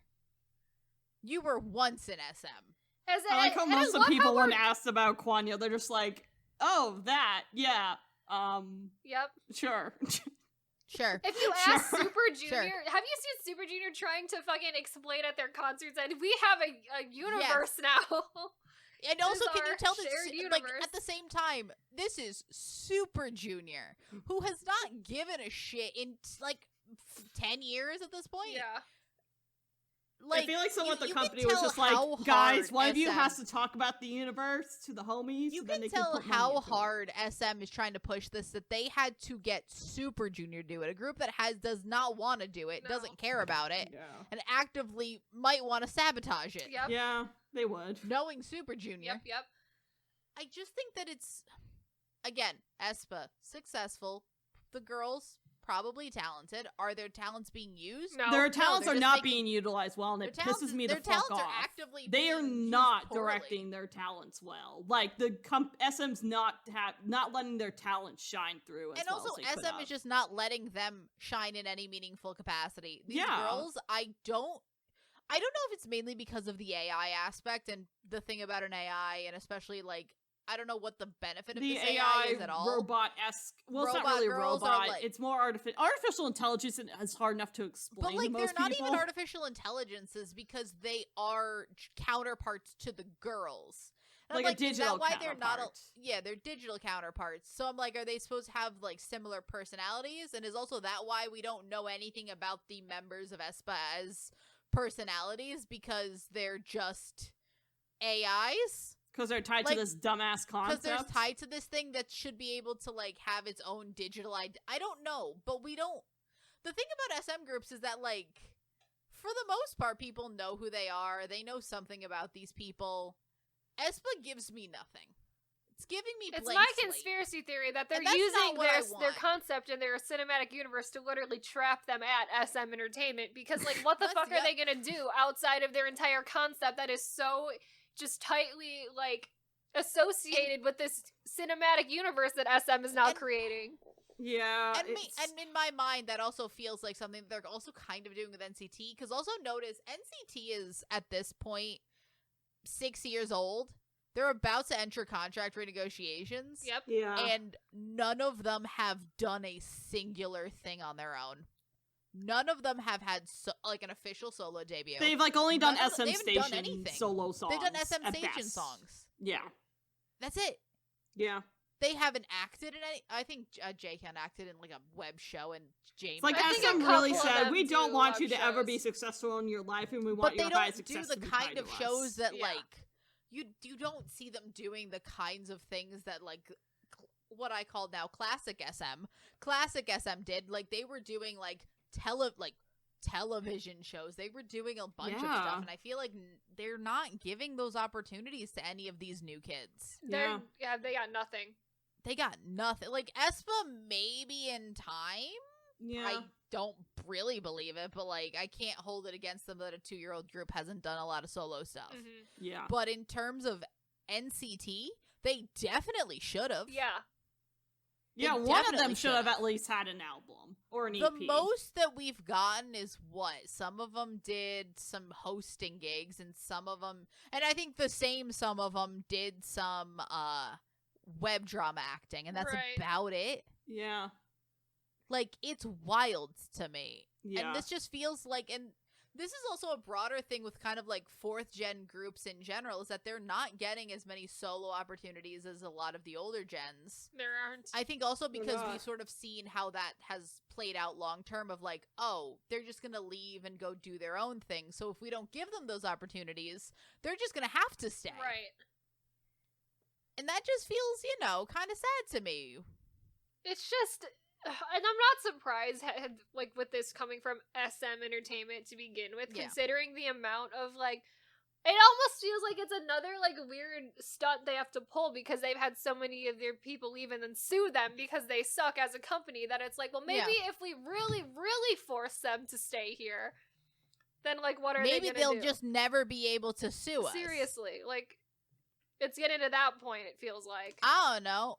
So far, I mean, they have sort of relegated all of the Chinese NCT members to their China corner. Yeah. But we'll see what happens with Ning Ning. Yep. Well, I guess We that shall see. they got the 2 members of Dream who are in Dream, the 2 Chinese Oh, members fair, of Dream, fair. which is Fair. which is better than they have done in the past. You know what? If they Yeah. were, if this was Yeah. old SM, they would have straight up taken Renjun and Chenwei out of Dream and then put them in Wavy, and then we would never see them again. Yeah, I they'd be agree. gone. That's what people were scared of Yeah. when they announced Wavy. They're like, "Oh shit!" I didn't want them out of Dream and into Wavy because I I feel didn't like that's either. I not wanted that's them not to the leave. right fit for them at all. I think they should leave Dream alone. Yeah. But that's now my thing with NCT is like, are we now, because we've now established, well, especially Dream has been so established as this is Dream. Mhm. Like, they can't change Dream now. There's already been an uproar about changing Dream. Right. So what, are we just gonna is SM just gonna be a stable and you're just gonna have like 4 actual groups? I 'Cause am other really than Haechan concerned and that we're Mark, not going to get no one another else boy group. overlaps. I'm concerned that Other- every single SM boy group is going Will to just be be an an NCT NCT related subunit. boy group. Yeah, I hate it. I Yeah. hate it. they're turning the into thing is, like- Exile Company. They are, and I hate it. Yeah, They it wanted- slowly is they becoming wanted Exile. AKB. You're right. They want Kayla, Except they wanted Exile did a AKB. much better job at this, I and mean, the older members of Exile, Exile yeah, have was much more doing that. creative freedom nowadays than anyone in SM Entertainment. So there's They that. wanted AKB. They ended up with Exile. I think- Neither of I which I think, wanted for them. SM Entertainment, I think, has a weird fascination with J-pop and how the J-pop industry works, as we have seen with their multiple attempts to Again, make a I am- graduation system rotating Yeah. member group. Yeah. Like, But also apparently doesn't have like the confidence in their like thing to actually make a J-pop group, with so many other companies already making pure J-pop groups. I mean, you have Japanese members. Make a Japanese NCT group, damn it. But even then, that wouldn't be a J-pop group. That would just be a that'll just be them Japanese probably making NCT NCT unit. 127 Noise Japan with music. their obsession with J-pop. I am shocked they have not done Niziu and Team. I am too. Prickle, all of this. I know. They have not done a pure J-pop group, and that doesn't make any sense to It me. doesn't. They should, and honestly, it'd probably end up better than NCT. Like, just do something different, SM. I'm tired of this. We're tired of it. It's the same thing. Oh, it's the same thing. You cannot tell me there is something inherently different between glitch mode, beatbox, 2 baddies, and girls. I'm Yeah. sorry. It's the same. There isn't. the same bullshit over and I'm- over. Like, give them an identity. For the once. only thing I can hope for is that I think Red Velvet You know who is doesn't coming have an out with a- identity? Girls on Top. Well, who's Oh, even God. to say what that even is supposed to be? What even is that? It's It's even suppo- I that feel like it's an doesn't attempt at Super M. It wasn't a But like no not on a budget. massive scale. With no budget. For like a was the one-time zero thing. budget. It was the opposite, where Super M got all of the budget, Girls on Top Got got no two budget, none of the budget at all. I Well, mean, I the think they also disrespect to Boa, girl. But also Boa being the only thing that holds that group together. Exactly. That was the Everyone star of that The group. disrespect So to Boa. for people that don't remember what Girls on Top was, because most that was not a name people ever said. It was just the SM, it was Female just Step Super Back. M. Most people call it Step Back, honestly. So in 2021, I think for their New Year's concert, essentially, I think this was on that S- weird SM concert album thing, whatever the fuck that was. yeah, they put together the female supergroup, which didn't even get a music video. They got one live stage, which They wasn't got a even performance video. which at wasn't best. even a no, it's not even a performance video. It is the live stage from that concert, because it wasn't ever live. It was just in One of these those weird CG streamed New Year's SM concerts. stream New Year's boxes. Yeah. Jesus. This is just the stage they did. And honestly, this is the worst, except for Boa, who sounds good, and I think maybe Taeyeon sounds fine. Everyone else has never sounded worse. Wendy is screeching. Wendy sounds so bad on that Wendy is song. screeching like a banshee, and I feel so. But and, also, like, I think this Wendy's is a one of the good first few singer. times Wendy came back from after her hip But like, incidents. Wendy is a good singer. Wendy sang like you watch like the Red Velvet performances from that night. I think it is just this song is not good. It's all of them sound bad. All of them sound shrill. Yeah. All of them except for Boa. And probably Taeyeon, who sounds fine. Everyone else has never sounded worse. Yep. Like, Yeah. what is going on with that song? I don't know what is. I don't What know is what going the on with the song? What the fuck's what's going on with the music the direction group? in this company? It's what's like, going on what with the SM actual fuck? Entertainment. Why do people keep giving them fucking money for utter garbage? I'm sorry. Because I'm gonna be K-pop fucking fans- triggered. Why the fuck are all you fans continuing to be like, let's give them money for trash? Because if you keep giving money We for don't. trash, you're gonna get fucking garbage, okay? Like, what the fuck? We don't like the new NCT sound, but you know, Yeah. one of the B-sides I like, so I'm gonna buy every version of the album. People, you have the power to Talk make with your SM dollars. better, to use your wallet well. Damn it. Ugh. But then Ugh. my group won't eat. I'm like, your group will do fine. They're in Maybe SM it'll change their Entertainment. music. They have enough money. It's fine. It's They're SM gonna be fine. Entertainment. They're This gonna isn't eat. like a small town hillbilly situation, okay? They'll be fine. They'll be fine. They're not gonna starve because you didn't buy the Two Baddies repackage, which I think is actually happening. It I don't is. e- It I is don't even know. happening. Is I it? don't like Oh, it. Okay. But it's happening. it is. Of course it is. All right.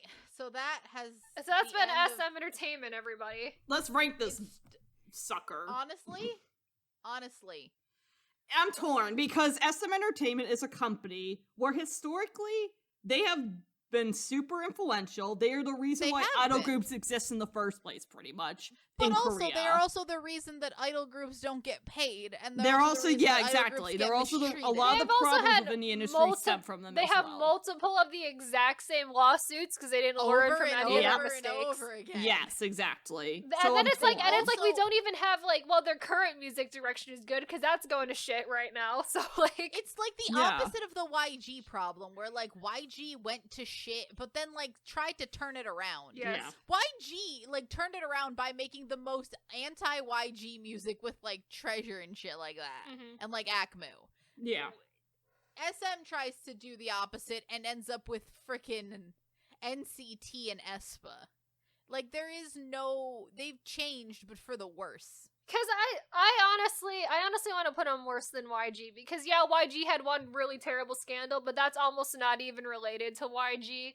All of these SM scandals are like SM Entertainment's SM fault. treated Yeah, they're They are- directly related. I also want to put them them worse under than Jellyfish. Jellyfish, honestly.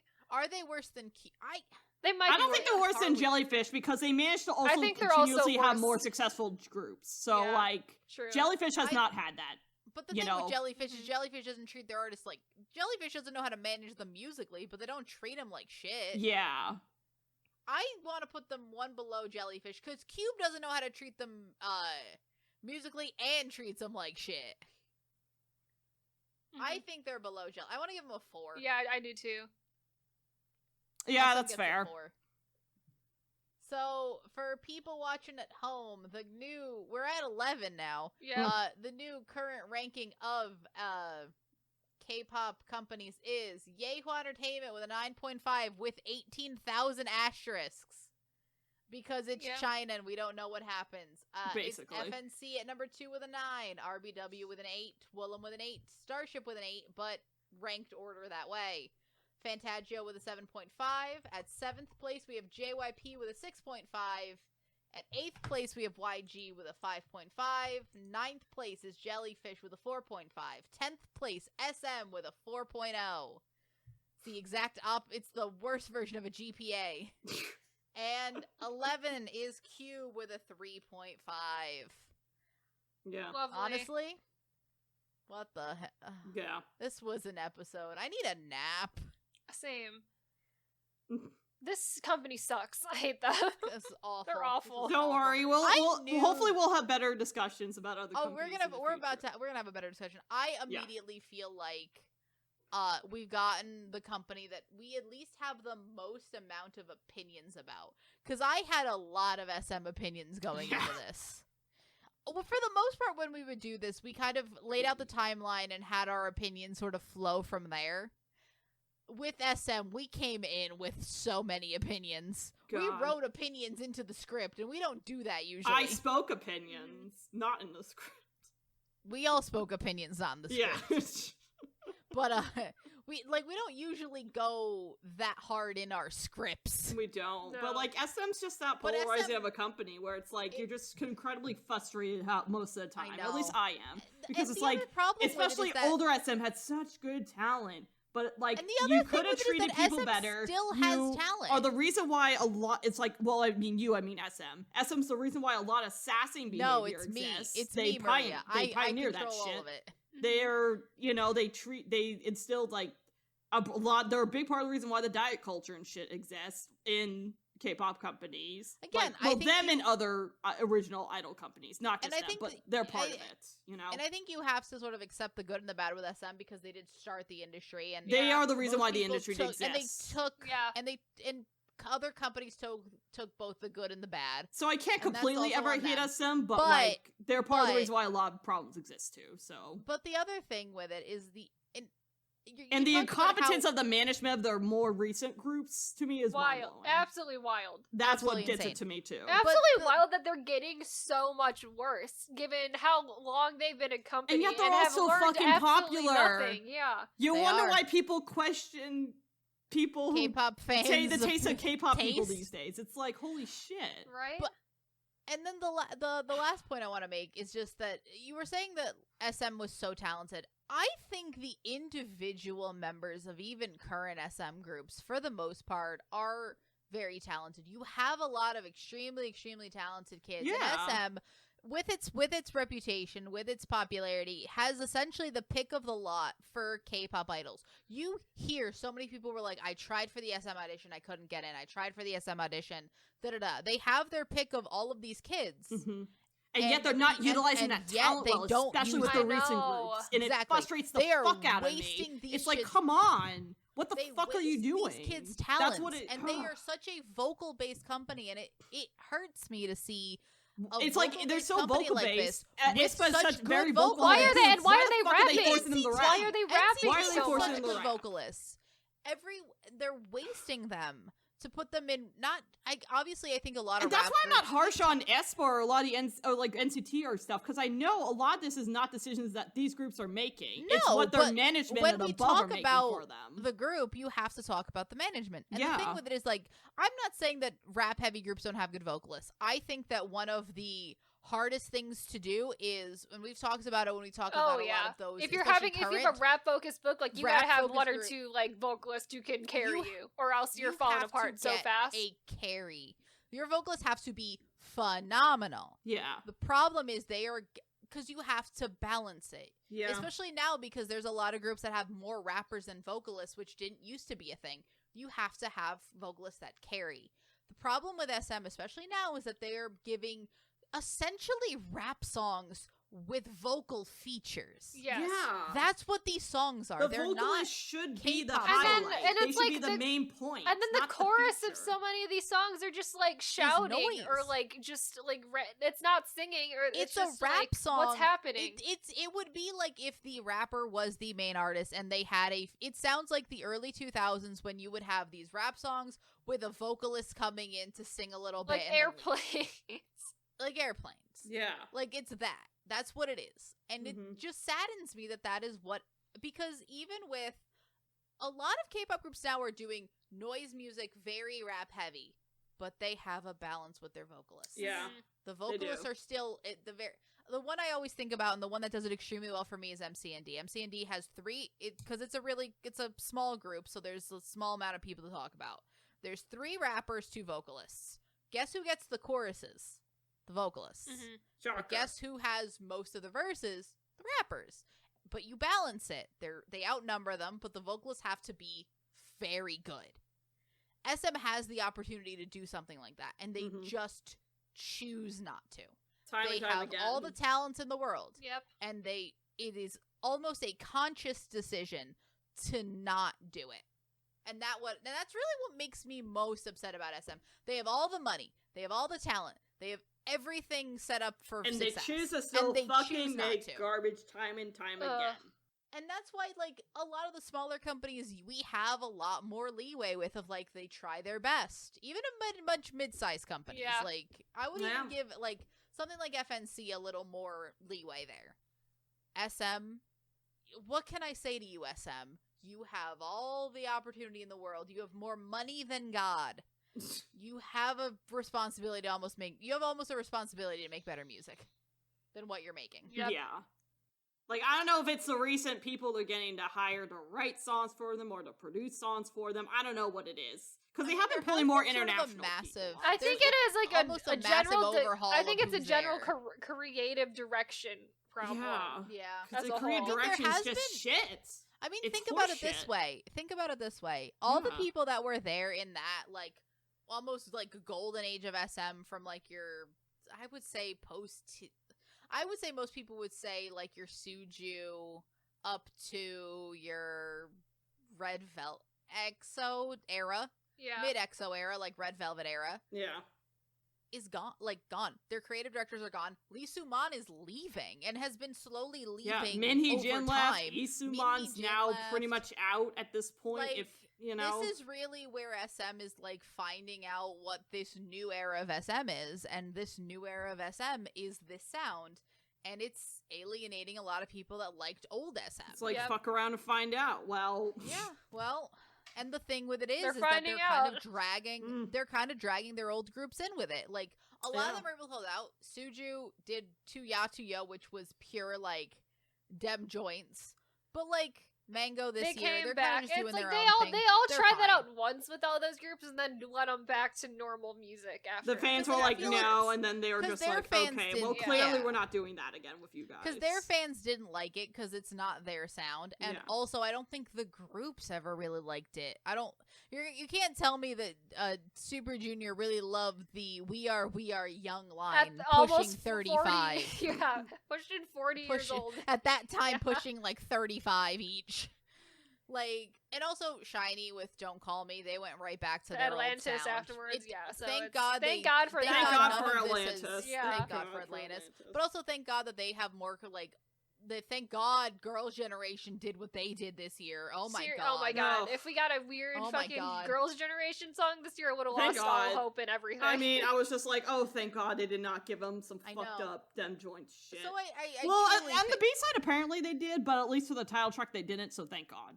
Look, for the title track and the one, like, this, none of this was promoted, that thing. They just did the song and were like, hi, we're here. We're 15 years old. We're doing great. Yeah. They promoted only the title track. Yep, that's Which it. is We're good. here.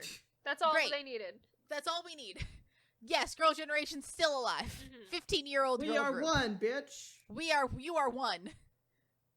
Except -1.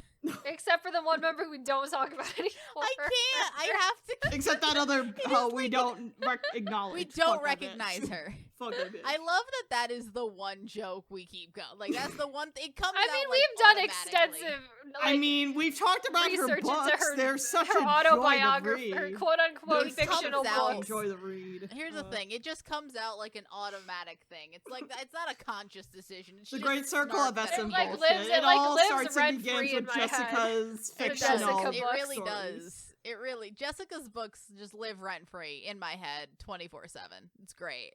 All right, But so yeah, I guess that's it. SM, That's it. do better. Has to be better. You Do can't. better, You SM. We have. know you can do Please. better. Yep. Oh, fuck time. Also, God, and if you're awful. not going to do better, leave classic SM alone. Let them just Yeah. do whatever. Honestly, Don't force them you into know your what? cinematic EXO, universe. EXO, do all the ballads you want. Leave boys. Boa Do all alone, of the SM. ballads. Leave her alone. Well, She Boa's is already her fucking own creative phenomenal. director. She'll be fine. But Yeah. like, you know what? Let EXO do all the ballads they want. Leave them out of this. Let Shine just leave them alone. And Heck, just it gets focus some more on these OST new gigs, kids. I so don't let them care. do the fucking ballads. Yep, let them yep. make the Let money them, off of the let OSTs. them make whatever they want. But also maybe push Dio into a serial killer drama. True, Dio's a pretty Dio's I mean, a from what I very hear, good- he's a pretty Dio decent is actor, maybe so. the best idol. He's like, so one of the good best as an idol actor, actors. like, He's so good. And the fact he also chose his military enlistment specifically for an acting role, I think I is know. class. I mean, I'm shocked that he actually debuted solo. He always, but also I don't know how much solo music he's actually gonna do. He seems so much like he just loves to act. I mean, and honestly, I think he yes. has a great voice, so I think it'd be a waste if he didn't release any music at all. I mean, But- he like, could I feel probably like do he's actor OSTs for the first, music just shows later. that he's in. Like, Yeah. Release an EP here and there, do some OSTs, I still and need call to it a watch day. Brad Prosecutor, but that show looks good. Yeah. I feel Yeah. like that show's gonna be very good. But anyways, all right. Anyways, that was the SM That's episode. been that was the SM SM entertainment. episode. We've been we were like almost dreading this God, one. it's- I was excited, but also This was dreading. very therapeutic, though. It was. It It's was. like I have so many It fucking was. complaints about this company. I think I'm Yeah. so much. Awful. But anyway, we are available on all major podcasting platforms like Apple Podcasts and Spotify. We also have a YouTube channel where we post all of our episodes along with fun clip videos occasionally as well. And with that, we will see you guys in the next episode. Bye! Bye. Bye.